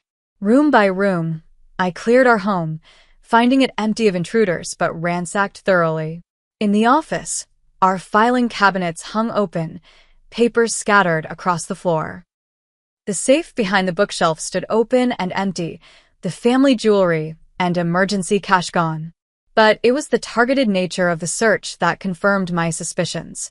Specific documents were missing, including the house deed, insurance papers, and our identifications. This wasn't a random burglary, it was a focused attempt to gather information and valuables. In the bedroom, a message had been spray painted across our wall. Next time you'll be home. I heard sirens approaching and holstered my weapon before the police arrived. Officer Davis was among the responding officers, his expression grim as he surveyed the damage. You're lucky you weren't home, he commented as his partner took photographs of the graffiti. It wasn't luck, I replied. They knew our routine. They waited until we'd left. Nathan stood in the doorway of our bedroom, his face pale. They took the deed to the house, he said. And Grandma Gloria's jewelry. Check your security footage, Officer Davis suggested. The system company should have cloud backup even if they disabled the main panel. He was right. When the technicians from the security company arrived, they were able to retrieve footage showing Troy and Devin breaking in through our back door, their movements methodical and practiced. The timestamp showed they'd entered just 20 minutes after we'd left. I recognize them, Officer Davis said, studying the footage. They're known associates of Frank Wilson, small-time enforcer for bigger operations. Frank Wilson, I repeated, filing the name away to research later. After the police left, Nathan and I began the process of cleaning up. As we worked in silence, his phone rang. It was Richard. Enjoying your weekend? His brother asked, his tone smug. I hear you had some unexpected visitors. Nathan's knuckles whitened around the phone. Did you know about this? Did you know they were going to break into our home? Let's just say I wasn't surprised. Dad's patience is running out, Nathan. The offer still stands. Sign over the house, and this all goes away. Tell Dad he's just added breaking and entering, theft, and criminal threats to his list of problems. Nathan snapped before hanging up. They're getting bolder, I observed, carefully sweeping up broken glass from a picture frame. The photo inside, one of Nathan and me on our wedding day, had been deliberately torn. What's our next move? Nathan asked, his jaw set in determination that replaced his earlier shock. Before I could answer, my phone buzzed with a text from Amanda. Call me. Found connection between Gerald Miller and Frank Wilson. Not good. First, we finish securing the house, I said. Then I need to make a call. The next morning, as we were replacing the locks for the second time that week, I spotted a familiar SUV parked down the street. Nathan, go inside, I said calmly. We have company. What? Who? Marcus. The tall one from the other day. He's watching the house. Nathan's face hardened. I'm calling the police. Not yet, I said. Let me handle this first. Against Nathan's protests, I walked calmly to my car and drove to the nearby grocery store. As expected, the black SUV followed at a discreet distance. In the store parking lot, I parked deliberately in a secluded corner and waited. Marcus approached my car window, his confidence evident in his relaxed posture. He clearly didn't view me as a threat. "Mrs. Miller," he said with a smile that didn't reach his eyes. "Funny running into you here." "Is it?" I asked coolly. "Seems like you've been running into me quite deliberately." He chuckled. "Just keeping an eye on a valuable property. Your father-in-law is very concerned about his investment." "It's not his investment," I replied. "And you can tell him and Frank Wilson that harassment and breaking and entering are serious charges." A flicker of surprise crossed his face at the mention of Wilson's name. "I don't know what you're talking about, lady. But accidents happen to nice houses like yours. Electrical fires, gas leaks, tragic things, especially when the owners are inside." I stepped out of the car, watching his posture change slightly as he reassessed me. "Let me be very clear," I said, my voice dropping. "I know exactly who you are and who you work for. Your presence at my property has been documented and reported. If anything happens to our house or to us, the evidence leads directly to you, to Wilson, and to Gerald Miller." "You threatening me?" he asked, his amusement fading. "No. I'm informing you of facts. Now here's another fact. I'm not the defenseless housewife you think I am. So the next time you or your friends come to my property uninvited, be prepared for consequences." I held his gaze steadily until uncertainty crept into his expression. People like Marcus relied on intimidation of the vulnerable. When that dynamic shifted, they often retreated to reassess. Just delivering a message, he finally said, stepping back, "Mr. Miller wants this resolved by Monday, one way or another." "Duly noted," I replied, getting back into my car. "I have a message too. Tell Frank Wilson to research who he's dealing with. The name Cassandra Reynolds might interest him." I drove away, watching in my rearview mirror as Marcus stood frozen in the parking lot. Using my former name was a calculated risk, but one that might buy us time if Wilson was smart enough to do his homework. When I returned home, Nathan was frantic. "What were you thinking, confronting him alone?" "Creating uncertainty," I explained. "People like Marcus rely on fear. When you show none, it disrupts their playbook. And if he had attacked you, he wouldn't. Not in public, not without orders." I touched Nathan's cheek gently. "Trust me to know how these people operate." The next day, we met with Rebecca Foster, a lawyer specializing in property disputes and restraining orders. Her office was in a converted Victorian not unlike our own home, with modern security systems discreetly integrated into the historic architecture. "Based on what you've told me, we have grounds for both criminal charges and civil action," Rebecca explained after hearing our story. "The documented threats, the break-in, the vandalism, all create a clear pattern of harassment and intimidation." "What about the house itself?" Nathan asked. "Could they have any legal claim to it?" "None whatsoever," Rebecca assured him. "I've reviewed the will and property transfer. It's ironclad. Your grandmother left it specifically to you, not to your parents." "There's more," I added. "I have reason to believe Gerald Miller is in debt to Frank Wilson, a known criminal figure in the area. The pressure to acquire our property likely stems from this debt." Rebecca's eyebrows rose. "That adds a serious dimension. If we can prove that connection, the criminal charges become much more severe." "My former colleague is gathering evidence on that front," I said, with a glance at Nathan. He still tensed slightly at references to my previous career. "I'll file for an emergency restraining order tomorrow morning," Rebecca said. "In the meantime, document everything, avoid direct contact with any of these individuals, and maintain your security measures." As we left the lawyer's office, Nathan looked more resolute than he had in days. "I'm done being a victim in this," he said firmly. "It's time we fought back." I squeezed his hand. "That's exactly what we're going to do." Monday morning, I made a series of calls while Nathan reluctantly went to work, escorted by a private security guard we'd hired for the week. Amanda Harris was my first call. "What have you found?" I asked without preamble. Your father-in-law is in deep, Amanda replied. He owes Wilson nearly $800,000 from gambling debts and failed investments. Wilson's using the debt to launder money through the import business. That explains the desperation for liquid assets, I mused. The house would solve his immediate problem. There's more, Amanda continued. Wilson's operation is being investigated by the Boston field office as part of a larger RICO case. Your father-in-law is already on their radar. Can you connect me with the case agent? Already did. Jessica Parker is expecting her call. She's particularly interested in the 3 muscle men who've been harassing you. Jessica Parker turned out to be a sharp, no-nonsense agent with an impressive record of organized crime convictions. We arranged to meet at a coffee shop downtown rather than at the field office to maintain a lower profile. Your father-in-law picked the wrong partners, Jessica told me over espresso. Wilson is under pressure from higher-ups in the organization. When people get desperate, they make mistakes. Like sending the same men to threaten us and then break into our home, I noted. Exactly. We've been building a case against Wilson for months, but we've lacked direct evidence of his enforcement tactics. Your situation provides that connection. What are you proposing? A coordinated approach. We continue our investigation while you maintain the pressure through legal channels.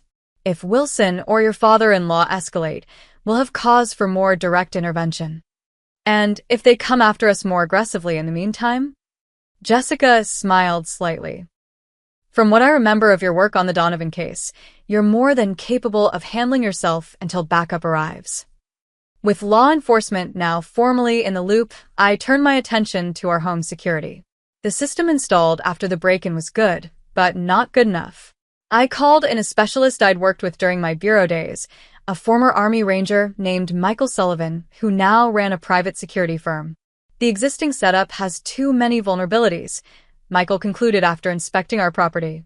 I can upgrade you to a system that would make Fort Knox jealous, but it'll cost. Do it, I authorized. Money's not the issue right now. Within 48 hours, our home had military-grade surveillance, reinforced entry points, motion sensors, and a panic room converted from our walk-in closet. Michael's team worked efficiently, completing the installation just as Nathan returned home from work on Tuesday. Is all this really necessary? Nathan asked, watching as technicians calibrated the final cameras. Better to have it and not need it, I replied. Besides, we're not just protecting ourselves now. We're gathering evidence. That evening, I deliberately called a local jeweler known for buying estate pieces and mentioned loudly that we would be bringing in the remaining family jewelry for appraisal on Thursday. Then I called our insurance company and discussed increasing our coverage for irreplaceable items still in the home. What are you doing? Nathan asked when I hung up. Creating bait, I explained. We need them to make another move, but this time on our terms. You're trying to get them to break in again? He asked incredulously. In a controlled situation where we're prepared and can document everything. I laid out the plan. They think we're vulnerable and frightened. We'll use that misconception. The next step was confronting Richard. Nathan's brother had been Gerald's willing accomplice and potentially our weakest link for gathering evidence. We arranged to cross paths with him at a family event for a cousin's birthday held at a restaurant downtown. The tension was palpable when we arrived. Martha and Gerald had chosen not to attend, but Richard was there with his wife Laura, who looked uncomfortable with the entire situation. I'm surprised you had the nerve to show up, Richard said when he spotted us, his voice just low enough that other family members couldn't hear. We're not the ones who should be ashamed, Nathan replied calmly. How much do you know about Dad's arrangement with Frank Wilson? Richard's face paled slightly.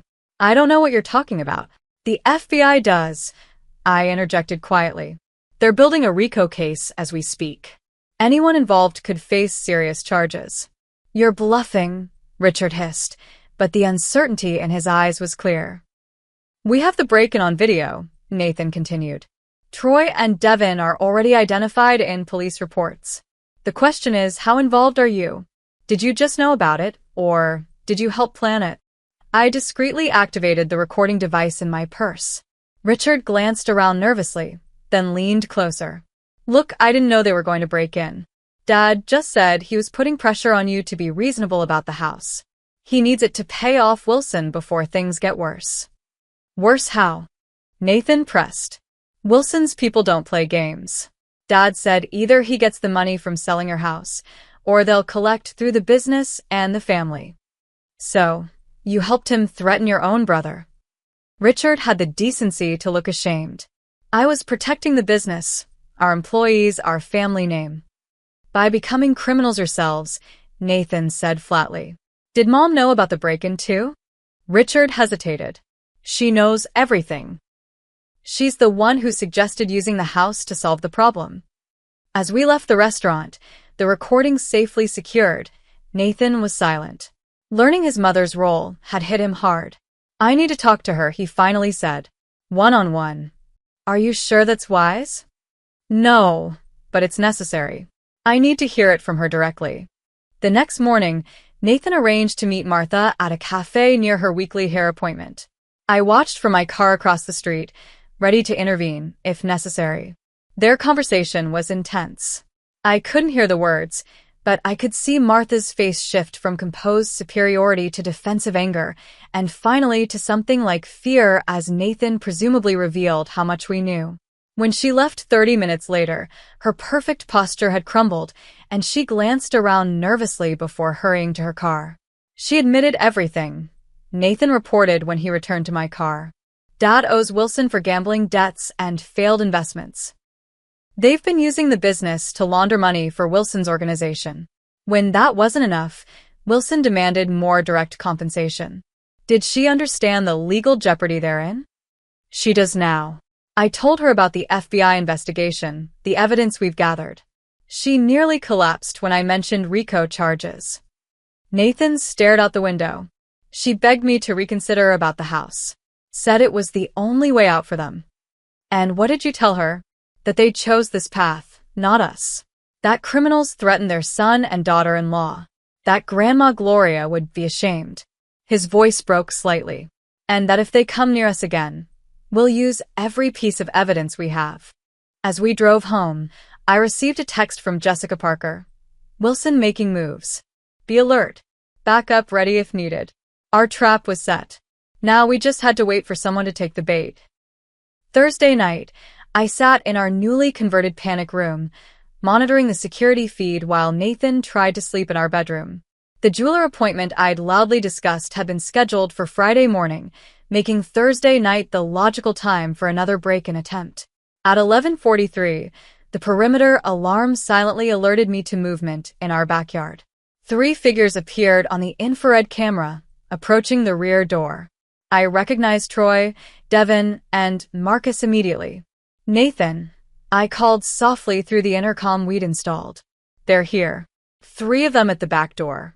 Activate protocol, too. Nathan had insisted on being part of the plan despite my concerns. He quickly moved to his position in the upstairs hallway, where he could monitor the second floor while staying safely out of sight. I watched as Troy worked on our back door lock, while the others kept watch. Despite the upgraded security, they managed to disable the visible alarm panel and enter within minutes. Professional work, confirming my suspicions about their background. Once they were inside, I activated the silent alarm that would alert both our private security team and the police officers Jessica had stationed nearby. Then I sent the text message we'd arranged, "Canaries in the cage." The intruders moved methodically through our first floor, heading directly for the study where we'd conspicuously placed a new safe. Inside was costume jewelry designed to look valuable, along with fake documentation for offshore accounts, another piece of bait. There at the safe, Nathan whispered through the intercom. Stay in position, I reminded him. Help is 3 minutes out. As the men worked on cracking the safe, headlights swept across the front of the house. A car had pulled up outside. We have new arrivals, I reported, switching to the front camera feed. It's your parents. Gerald and Martha approached the front door, looking anxious. Gerald unlocked it with what must have been a key they had made during the previous break-in. Their coordination with the intruders was now undeniable, captured clearly on multiple cameras. Mom and Dad are inside, Nathan confirmed, his voice tight. They're talking to the men. I could see them now on the interior cameras, Gerald gesturing emphatically while Martha stood slightly behind him, her eyes darting around nervously. Get the deed and anything valuable, Gerald instructed. We need to make this look like a regular burglary gone wrong. What about the occupants? Marcus asked. Gerald hesitated, then said, Do what you have to do. Just make sure we get what we need. Martha gasped. Gerald, you said no one would get hurt. Be quiet, Gerald hissed. It's too late for cold feet. That was all the evidence we needed. I pressed the final alert button that would bring in the tactical team, then used the house intercom system to address the intruders. Attention! This property is under surveillance. Law enforcement has been notified and is surrounding the premises. Put your hands up and remain where you are. Chaos erupted. Troy and Devin bolted for the back door, while Marcus drew a weapon. Gerald stood frozen in shock while Martha began to cry. Federal agents.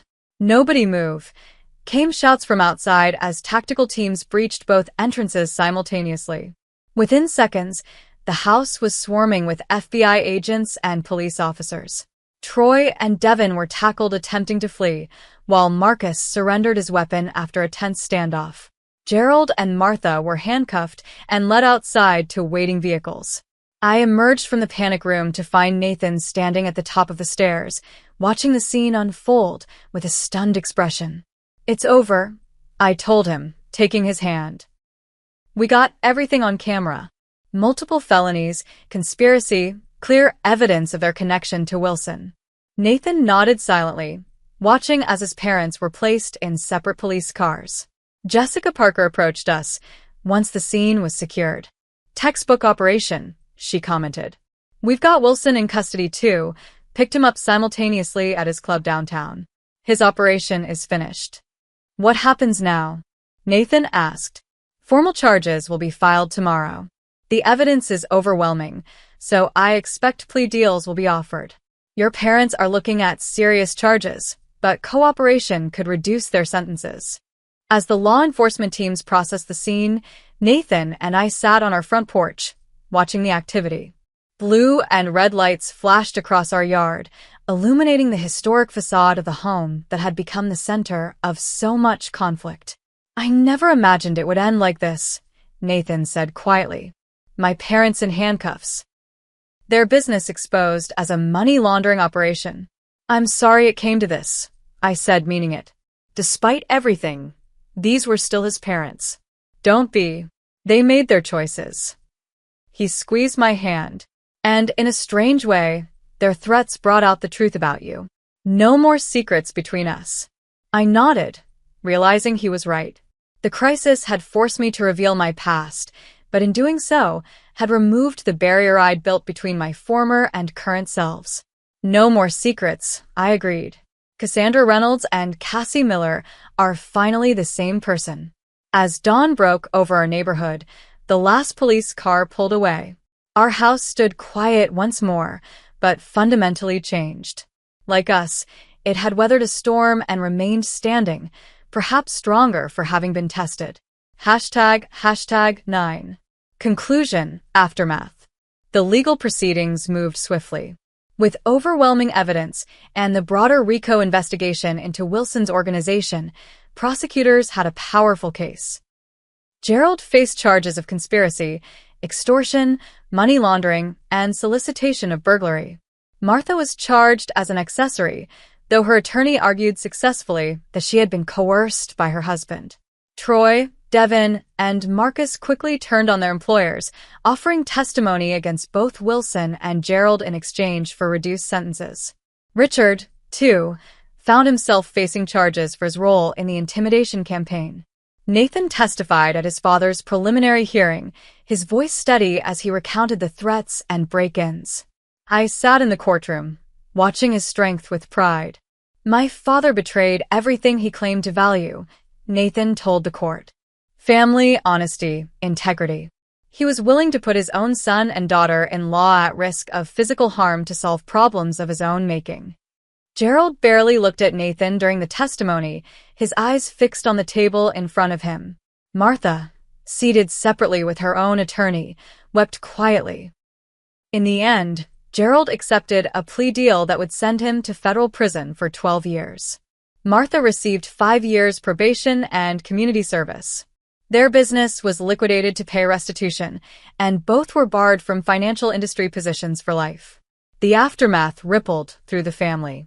Some relatives refused to speak to us, blaming Nathan for destroying the family. Others, like Elaine, stood firmly by our side. I always knew Dad had a dark side, she confided over coffee one afternoon. The way he'd threatened to cut off my college funds whenever I disagreed with him. The way he'd pit Richard and Nathan against each other. But I never imagined he'd go this far. Richard's situation proved complicated. Initially charged as a co-conspirator, he eventually received a suspended sentence after cooperating with prosecutors. His marriage to Laura didn't survive the scandal, and he moved across the country to start over. Months after the arrests, Richard called Nathan. "I was wrong," he said simply. "I believed Dad's lies because I wanted to. Because it was easier than admitting what he'd become." "It's going to take time, Rich," Nathan replied. "Trust isn't rebuilt overnight." "I know. I just wanted to say it.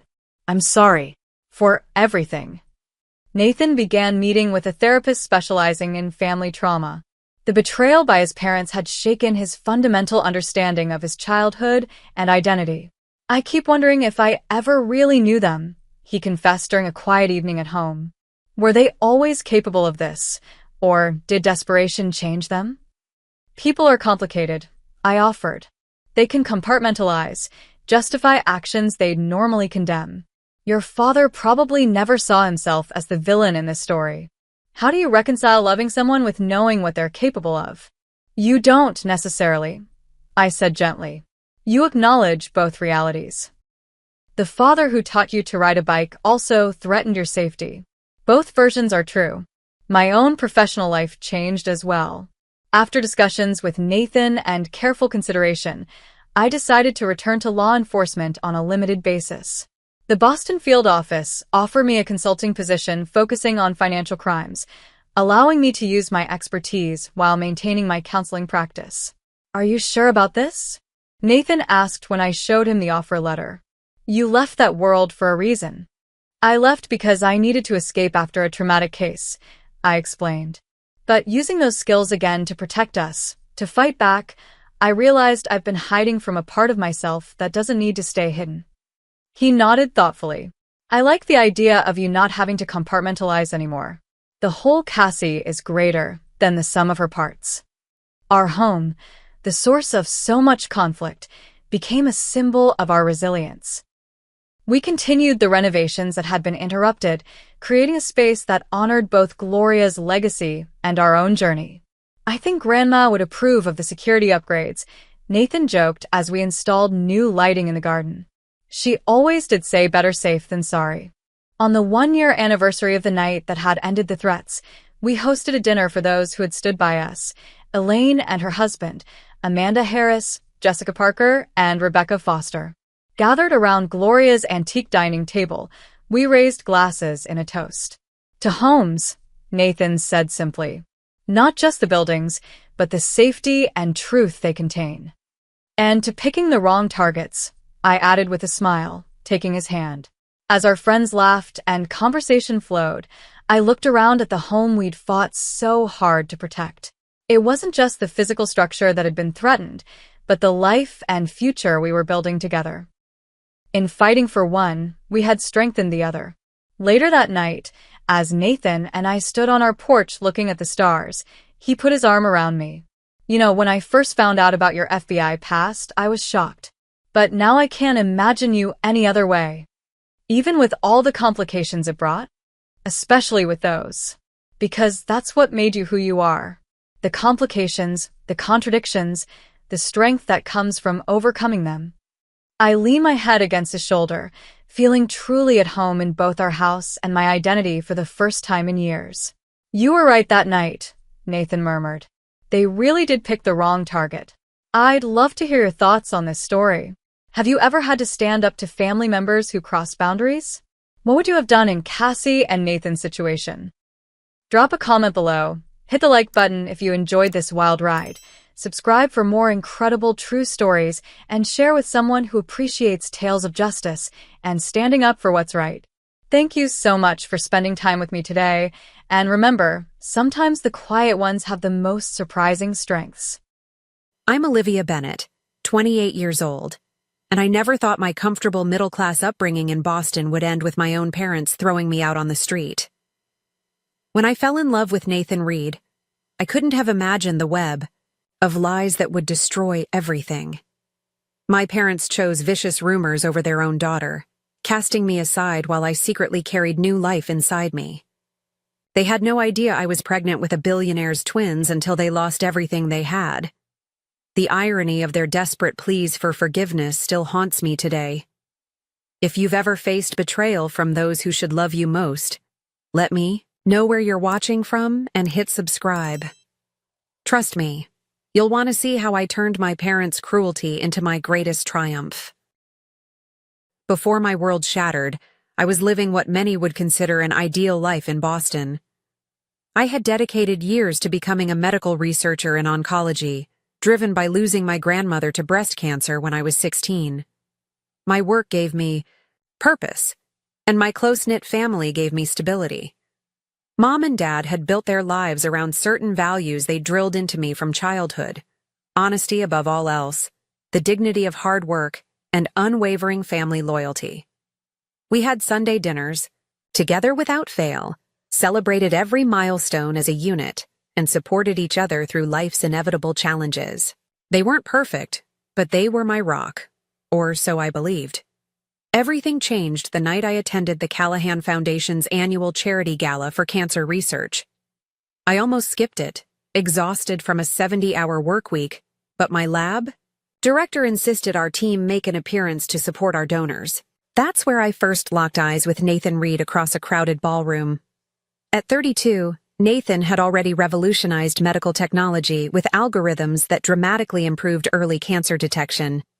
His company, Reed Innovations, had just closed a funding round valuing it at several $billion. But what struck me wasn't his wealth or accomplishments. It was the intensity in his eyes when he discussed the patients his technology had helped, the same passion that drove my research.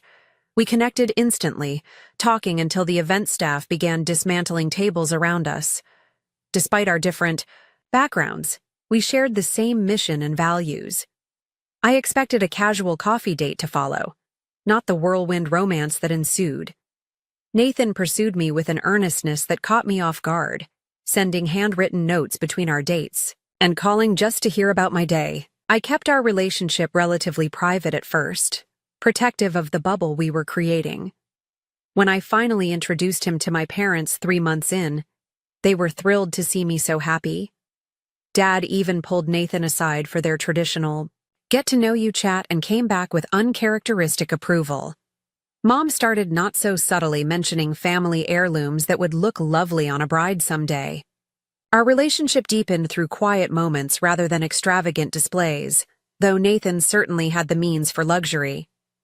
We bonded over cold pizza after long workdays, debated scientific journals, and built connections that went beyond surface attraction.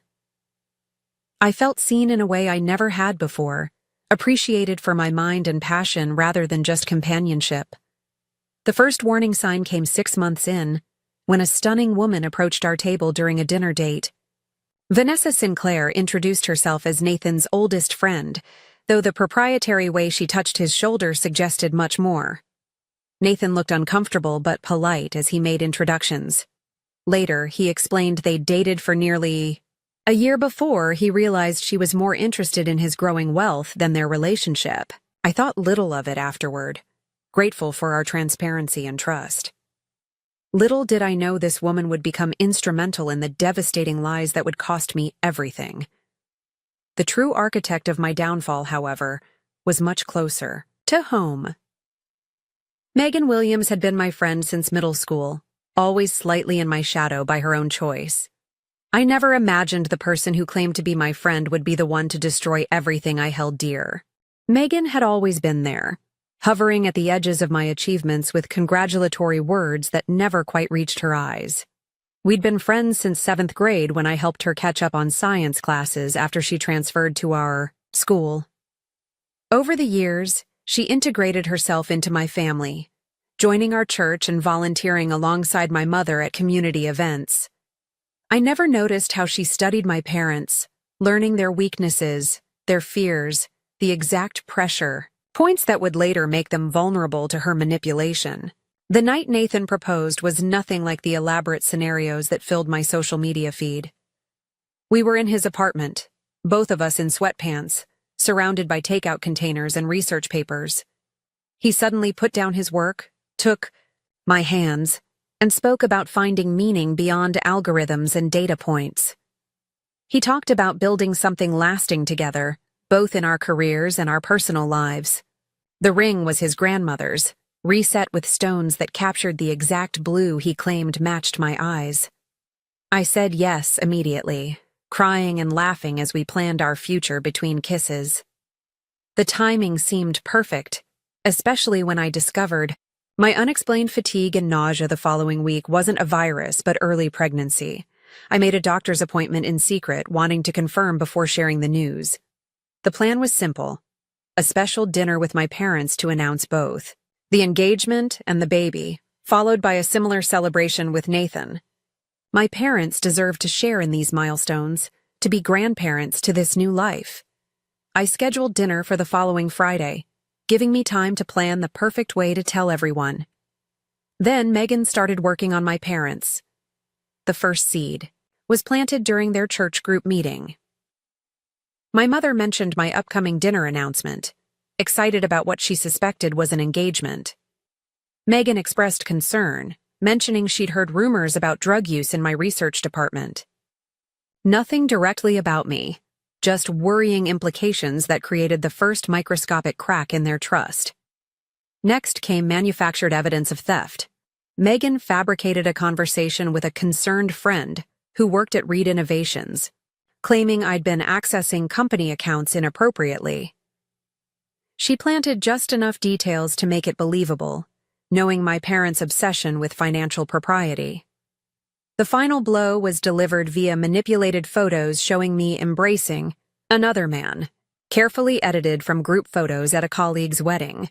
My parents confronted me with these concerns after Sunday dinner, 2 days before my planned announcement. I was blindsided, explaining each accusation with increasing disbelief. The drug rumors were absurd, the theft allegations completely fabricated, and the photos were of my lab director's husband congratulating me on our team's research grant. They seemed to accept my explanations, though a new tension lingered in their eyes. That night, I took a home pregnancy test that confirmed what I already knew. Twin lines appeared so quickly there was no doubt. My hands trembled as I wrapped the test in tissue and buried it deep in the bathroom trash. I wanted to tell Nathan in person when he returned from his business trip to Singapore, to see his face when he learned he would be a father. Meanwhile, Megan and Vanessa had formed an alliance I knew nothing about. Vanessa provided insider details about Nathan's company and schedule, while Megan leveraged her trusted position with my family. Together, they crafted a narrative so convincing that even those who loved me couldn't see through it. The final blow came when my parents received an anonymous envelope containing doctored financial records, falsified text messages between me and an invented lover, and a flash drive with images manipulated to show me entering hotel rooms with different men. Each piece of evidence was meticulously crafted to align with my schedule, my work locations, even clothing I actually owned. I knew none of this until my mother called, her voice cold with certainty, insisting I come home immediately for a family discussion. The manufactured proof seemed undeniable, even to me as I tried to understand. What they were showing me, the family discussion, was actually an ambush set against the backdrop of our traditional Sunday pot roast dinner. The familiar scent of rosemary and beef that once represented comfort now reminds me only of betrayal. My parents sat rigidly at the dining table, a folder of evidence placed precisely between their untouched plates. Mom's face was blotchy from crying, Dad's jaw clenched with barely contained fury. I entered expecting to finally share my joy about the engagement and pregnancy, only to be confronted with printed screenshots of texts I'd never sent and photos of intimate moments with a man I'd never met. How could you do this to yourself? To us? To that poor man who trusted you? My mother's voice trembled with disgust. Dad pushed forward financial statements, highlighting suspicious transfers from Nathan's corporate accounts to offshore holdings supposedly linked to me. The documents looked authentic, complete with official letterheads and transaction codes. I frantically tried calling Nathan, but his international business trip meant he was currently in meetings halfway across the world. My calls went straight to voicemail. What I didn't know then was that Vanessa had gained access to Nathan's phone during a company event before his trip, installing spyware that allowed her to intercept messages and send fake responses. While I desperately defended myself, my parents received a message they believed was from Nathan, expressing his heartbreak over discovering my betrayal and thanking them for opening his eyes to my true character. Each attempt at explanation was countered with another piece of manufactured evidence. Mom sobbed that her recent high blood pressure was due to the stress of learning what her daughter had become. "We raised you better than this," Dad thundered, pounding the table so hard that water sloshed from our glasses. "You used that man for his money, cheated on him, and expected no consequences?" His face reddened dangerously as he listed my supposed crimes, each accusation cutting deeper than the last. The fight escalated until Mom stood suddenly, marching to the mantel to grab our family photos. "You don't deserve to be part of this family," she declared, throwing a silver frame that narrowly missed my head.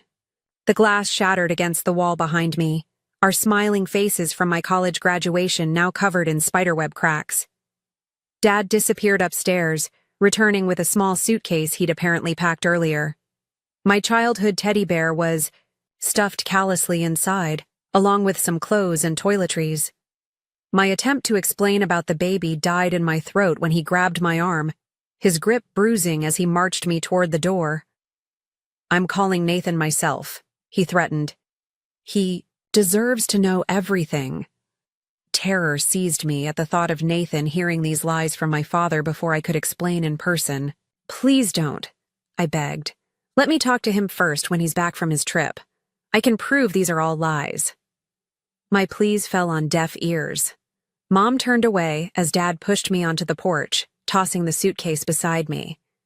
Rain soaked through my thin sweater while the deadbolt clicked with terrible finality.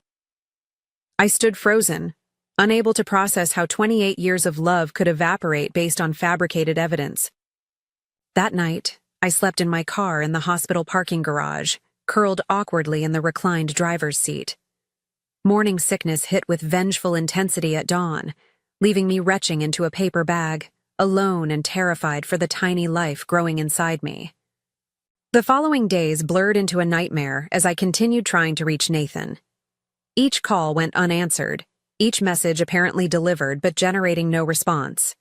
Exhaustion and pregnancy symptoms overwhelmed me until I collapsed in the hospital bathroom during my shift. A concerned colleague rushed me to the emergency department where an ultrasound revealed the shocking truth. Twin heartbeats flickered on the monitor. "Congratulations," the technician said warmly, oblivious to my tears. "You're having twins." This moment of wonder was shattered when my department head entered with a grim expression. Rumors about drug theft and professional misconduct had spread throughout the hospital. Megan, who volunteered in hospital administration, had ensured maximum damage by confidentially sharing her concerns with key personnel. I was placed on immediate administrative leave pending investigation. My professional reputation, built through years of dedication, crumbled in a single afternoon. Outside the hospital, the destruction continued. My parents had told our entire community about my supposed addiction and moral failings, positioning themselves as victims of my deception. Childhood friends crossed streets to avoid me. Our family pastor suggested a rehabilitation program when I approached him for support. My apartment manager regretfully mentioned complaints from neighbors and suggested I might be more comfortable elsewhere when my lease ended the following month. With my savings rapidly dwindling and no income in sight, I faced the terrifying prospect of homelessness while pregnant with twins. The darkest moment came when I sat in my car, calculating how many more nights I could afford basic motels before running out of money completely. The twins fluttered inside me, their movements like tiny promises I wasn't sure I could keep. Desperation nearly crushed me until I realized these babies deserved a mother who fought for them fiercely. I sold my grandmother's pearl earrings, packed my remaining possessions, and drove to Springfield, a smaller city 3 hours away where rent was cheaper and nobody knew my name. I found a tiny studio apartment and took a reception job at a dental office, using my middle name to avoid any connection to the rumors circulating online about me. Meanwhile, Nathan had returned from Singapore to find me gone from my apartment and workplace. Unlike my parents, he questioned the convenient evidence that had appeared in his absence. Security footage from his building revealed Vanessa accessing his apartment with a maintenance key she'd duplicated months earlier. His cybersecurity team discovered the spyware on his phone and traced the fabricated messages. The truth was unraveling, but I remained unreachable, having changed my number and email after relentless harassing messages. Our reconnection happened, by pure chance, at a medical technology conference in Chicago. I had scraped together funds to attend, hoping to rebuild professional connections. Nathan was a keynote speaker. Our eyes met across the exhibition hall, and within moments he pushed through the crowd to reach me. The simultaneous shock, relief, and pain on his face mirrored my own emotions. We talked for hours in a quiet corner of the conference center, piecing together the elaborate scheme orchestrated against us. Nathan revealed how Vanessa had manipulated events, desperate to reclaim her position in his life and company. More shocking was learning that Megan's betrayal stemmed from a teenage jealousy that had festered for years. She had secretly wanted everything I had, my family, my achievements, even Nathan after she discovered our relationship. The final revelation was the most painful. My parents had publicly disowned me, telling extended family I was dead to them. They had burned bridges so thoroughly that learning of their mistake wouldn't automatically restore their willingness to apologize. "I'll support you and our children however you want," Nathan promised, his hand resting reverently on my now visible pregnancy. "We can fight these lies together." That night, curled against him in his hotel room, I made my decision. My parents chose lies over their daughter, I whispered into the darkness. They didn't deserve to know about their grandchildren. 1 year passed, transforming my life from unimaginable pain to unexpected joy. Nathan and I welcomed Emma and Ethan, perfect tiny humans with his curly hair and my blue eyes. Our wedding took place when the twins were 3 months old, an intimate ceremony at a lakeside cabin with only trusted friends witnessing our vows. Nathan cried more than I did as we promised to create the family both of us had lost in different ways. Professional vindication came swiftly after my name was cleared. The hospital investigation concluded no wrongdoing on my part, offering reinstatement with a formal apology. Instead, I accepted a research position with the nonprofit arm of Reed Innovations, completing the groundbreaking cancer screening protocol I'd begun before everything fell apart. Nathan's business success reached stratospheric levels following a breakthrough in personalized medicine algorithms. Reed Innovations quadrupled in value, making him not just wealthy but one of the youngest billionaires in the medical technology sector. We moved to a beautiful lakeside home with security systems that guaranteed our privacy and safety. Despite my determination to forget my former life, I occasionally checked my parents' social media through anonymous accounts. The updates revealed karma working with remarkable precision. Dad's investment firm collapsed after his managing partner embezzled client funds. The resulting scandal and legal fees drained their savings. Mom's high blood pressure escalated to more serious cardiac issues, generating medical bills their insurance only partially covered. Without financial stability, they were forced to sell the family home and move to a small apartment in a neighborhood they once considered beneath them. Their social standing in the community crumbled further, when Megan's elaborate deceptions were finally exposed. She had been stealing from church fundraisers for years, covering her tracks by blaming various congregation members. Her affair with the married church treasurer came to light, revealing the source of information she had used against several families. Former friends abandoned my parents when they realized how quick they had been to condemn their own daughter without sufficient proof. Their persistent attempts to contact me began through mutual acquaintances. Email messages from old neighborhood friends mentioned, "Your parents asked about you," and they seemed desperate to reconnect. I deleted each message, the pain still too raw for consideration of forgiveness. Nathan supported whatever decision I made, but gently suggested that closure might benefit me more than continued anger. The twins thrived, unaware of the grandparents who had rejected their mother before knowing of their existence. I created photo books documenting their milestones, a habit born from wanting to preserve memories my parents would never share. Occasionally, I wondered if they would recognize me now, with my successful career, beautiful family, and the confidence that comes from surviving betrayal. The universe answered my unspoken question on a Tuesday afternoon as I exited the research facility. There they stood near my car, visibly aged beyond their years, uncertainty making them appear smaller somehow. My mother's hand flew to her mouth when she saw me, while my father seemed frozen in place.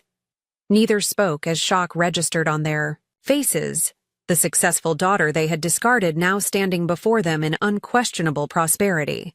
My parents looked almost unrecognizable, withered by stress and regret. Dad's once commanding posture had collapsed into a perpetual stoop, while Mom's carefully maintained appearance had surrendered to premature aging and neglect. Neither spoke. As I approached, their rehearsed speeches apparently forgotten in the reality of our encounter. "Olivia," Mom finally whispered, reaching toward me before thinking better of it and withdrawing her hand. The awkward silence stretched between us until I motioned toward a nearby cafe. "I have 15 minutes, I said, my voice steadier than expected.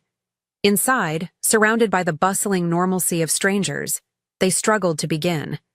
Dad cleared, his throat repeatedly while Mom twisted a paper napkin into shreds. "We made a terrible mistake," he finally managed, eyes fixed on the table rather than my face. "We believed things we should have questioned." Their stammered apology was interrupted when my phone chimed with a video call. I answered without thinking, and the twins' faces filled the screen with their nanny in the background. "Mama!" Emma squealed while Ethan babbled excitedly about a tower he had built. I smiled genuinely for the first time since seeing my parents, exchanging quick, loving words with my children before ending the call. The stunned silence across the table was deafening. "You have children," Mom stated unnecessarily, tears streaming, unchecked down her hollow cheeks. "Twins," I confirmed simply. "They turned one last month." The mathematical implications struck them simultaneously as they calculated backward to my last days in their home. Before further discussion could occur, the cafe door opened to reveal Nathan arriving for our planned lunch. Seeing my tense posture, he immediately joined our table, protectively sliding an arm around my shoulders. "Mr. and Mrs. Bennett," he acknowledged with cool politeness. "I believe we have much to discuss." The realization dawned slowly on their faces as they connected his familiar features with the business magazines Dad once read religiously. "You're Nathan Reed," my father said hoarsely. "The founder of Reed Innovations." Nathan nodded once, his expression revealing nothing. "Olivia's husband and the father of her children." The full revelation crushed them visibly. Not only had they thrown out their pregnant daughter, but they had rejected the grandchildren of one of the wealthiest entrepreneurs in America. Dad aged another decade before my eyes as he processed the magnitude of their mistake. Mom sobbed openly, attracting concerned glances from nearby tables. "We didn't know," she kept repeating. "Megan showed us pictures, messages, bank statements." Nathan's expression hardened. "All fabricated," he stated flatly. "As my security team proved months ago when they discovered Vanessa and Megan's collaboration. Both women are facing charges for fraud, harassment, and corporate espionage. The conversation revealed painful truths about human nature. My parents admitted they had believed the lies because accepting them was somehow easier than questioning why someone would create such elaborate deceptions. They had feared community judgment if they stood by me against mounting evidence. Their entire social identity had been built around moral superiority and appearances. Megan's completely ruined now, Dad explained, as if this might comfort me. She confessed everything during the investigation. Apparently, she'd been jealous of you since high school when her boyfriend admitted he had feelings for you. She never forgave that perceived humiliation. Vanessa's downfall was equally complete. Her desperation to access Nathan's wealth had driven her to criminal extremes, including identity theft and blackmail attempts against other executives. My mother reached toward me again, this time completing the gesture by grasping my hand. "We lost everything," she confessed brokenly. "The house, our savings, our friends, but nothing compares to losing you." Her eyes lifted to mine, shimmering with tears. "Please, Olivia, we're begging you. Let us know our grandchildren." I withdrew my hand slowly, studying these strangers who shared my blood yet had failed its most basic test. "You didn't just kick me out," I reminded them quietly. "You told everyone I was dead to you. You burned every bridge." Nathan's hand squeezed mine supportively as my father hung his head in shame. The look in their eyes as they begged to know their grandchildren broke something inside me I thought was already shattered.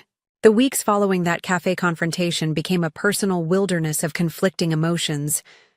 Rage still simmered beneath my composed exterior, flaring unexpectedly during quiet moments. I'd be bathing the twins or preparing dinner when memories of that rainy night on the porch would ambush me, leaving me breathless with renewed hurt. Nathan noticed these episodes but never pushed, simply holding me through the aftershocks or taking over with the children when I needed space. "Whatever you decide about your parents, I support you completely," he assured me repeatedly. Initially, I refused all contact, returning their letters unopened and declining their calls. My first instinct was permanent excommunication, the same sentence they had delivered to me in my moment of greatest vulnerability. The breakthrough came during a therapy session I had finally agreed to attend. My therapist never suggested forgiveness as an obligation, but instead asked what outcome would bring me peace. "Holding this anger is like drinking poison and expecting your parents to die from it," she observed gently. "You've rebuilt your life beautifully. Are these feelings serving that new life or anchoring you to the past?" This perspective shift created room for consideration beyond my pain. My parents had believed lies because their own insecurities and fears made those lies plausible. They had failed me catastrophically, but perhaps their failure revealed their humanity rather than calculated cruelty. Nathan supported my tentative steps toward limited contact, arranging for a neutral mediator during our first formal conversation, after the cafe meeting. Professional boundaries became my protection against further harm.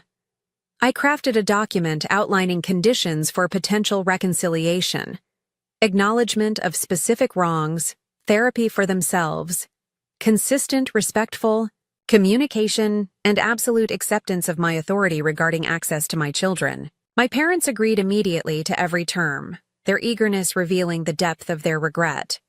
Progress moved at glacial pace by design. First came occasional video calls without the twins, then supervised visits in public places, each interaction carefully evaluated afterward. My mother attended weekly therapy sessions, tackling her tendencies toward judgment and social conformity. My father confronted his rigidity and pride through grief counseling groups. The first time they met Emma and Ethan was on the twins' second birthday. I watched like a protective lioness as they awkwardly presented wrapped gifts, clearly terrified of making mistakes. The children, blessed with innocent acceptance, showed no hesitation in exploring these new people who looked at them with wonder and tentative affection. Observing my parents' genuine effort, I gradually recognized that forgiveness wasn't primarily for them. The bitterness I had carried created shadows across my otherwise joyful life, affecting my marriage, parenting, and self-perception in subtle, corrosive ways. Releasing that poison became an act of self-preservation rather than reconciliation. "I'm forgiving you for my sake, not yours," I explained during an unusually honest conversation 6 months into our carefully managed relationship. "I'm not the same daughter you rejected, and you can't be the perfect parents I once believed in. We're building something new based on who we actually are, not who we pretended to be." This realistic foundation proved stronger than our previous relationship built on performance and expectations. Boundaries remained firm, but allowed authentic connection to develop within safe parameters.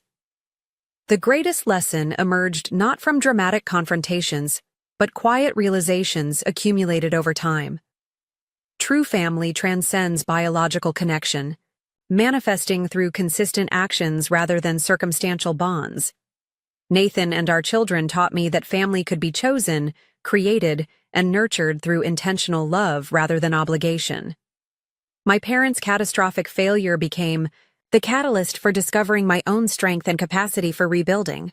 This painful journey revealed that sometimes those who hurt you most become the unexpected reason you find resilience you never knew existed. The shattered pieces of my former life reconfigured into something more authentic and unbreakable. Today, 4 years after being thrown out pregnant and alone, I stand in a life filled with purpose, love, and hard-won wisdom. My parents remain on probation in my heart, our relationship permanently altered but cautiously healing. Nathan continues building our future with unwavering dedication, while Emma and Ethan flourish in the protective circle we've created. Perhaps the most valuable insight from this experience is that forgiveness doesn't require forgetting or diminishing harm. It simply means refusing to let past wounds determine your future path. Sometimes those who hurt you the most become the reason you find strength you never knew existed. My parents' betrayal led me to my true family, one built on unshakable trust and love that no lies could ever destroy. Have you ever experienced betrayal from family members who later wanted forgiveness? Comment below about how you handled that impossible decision. If this story resonated with you, please like, subscribe, and share with someone who might need to hear that their family's rejection doesn't define their worth.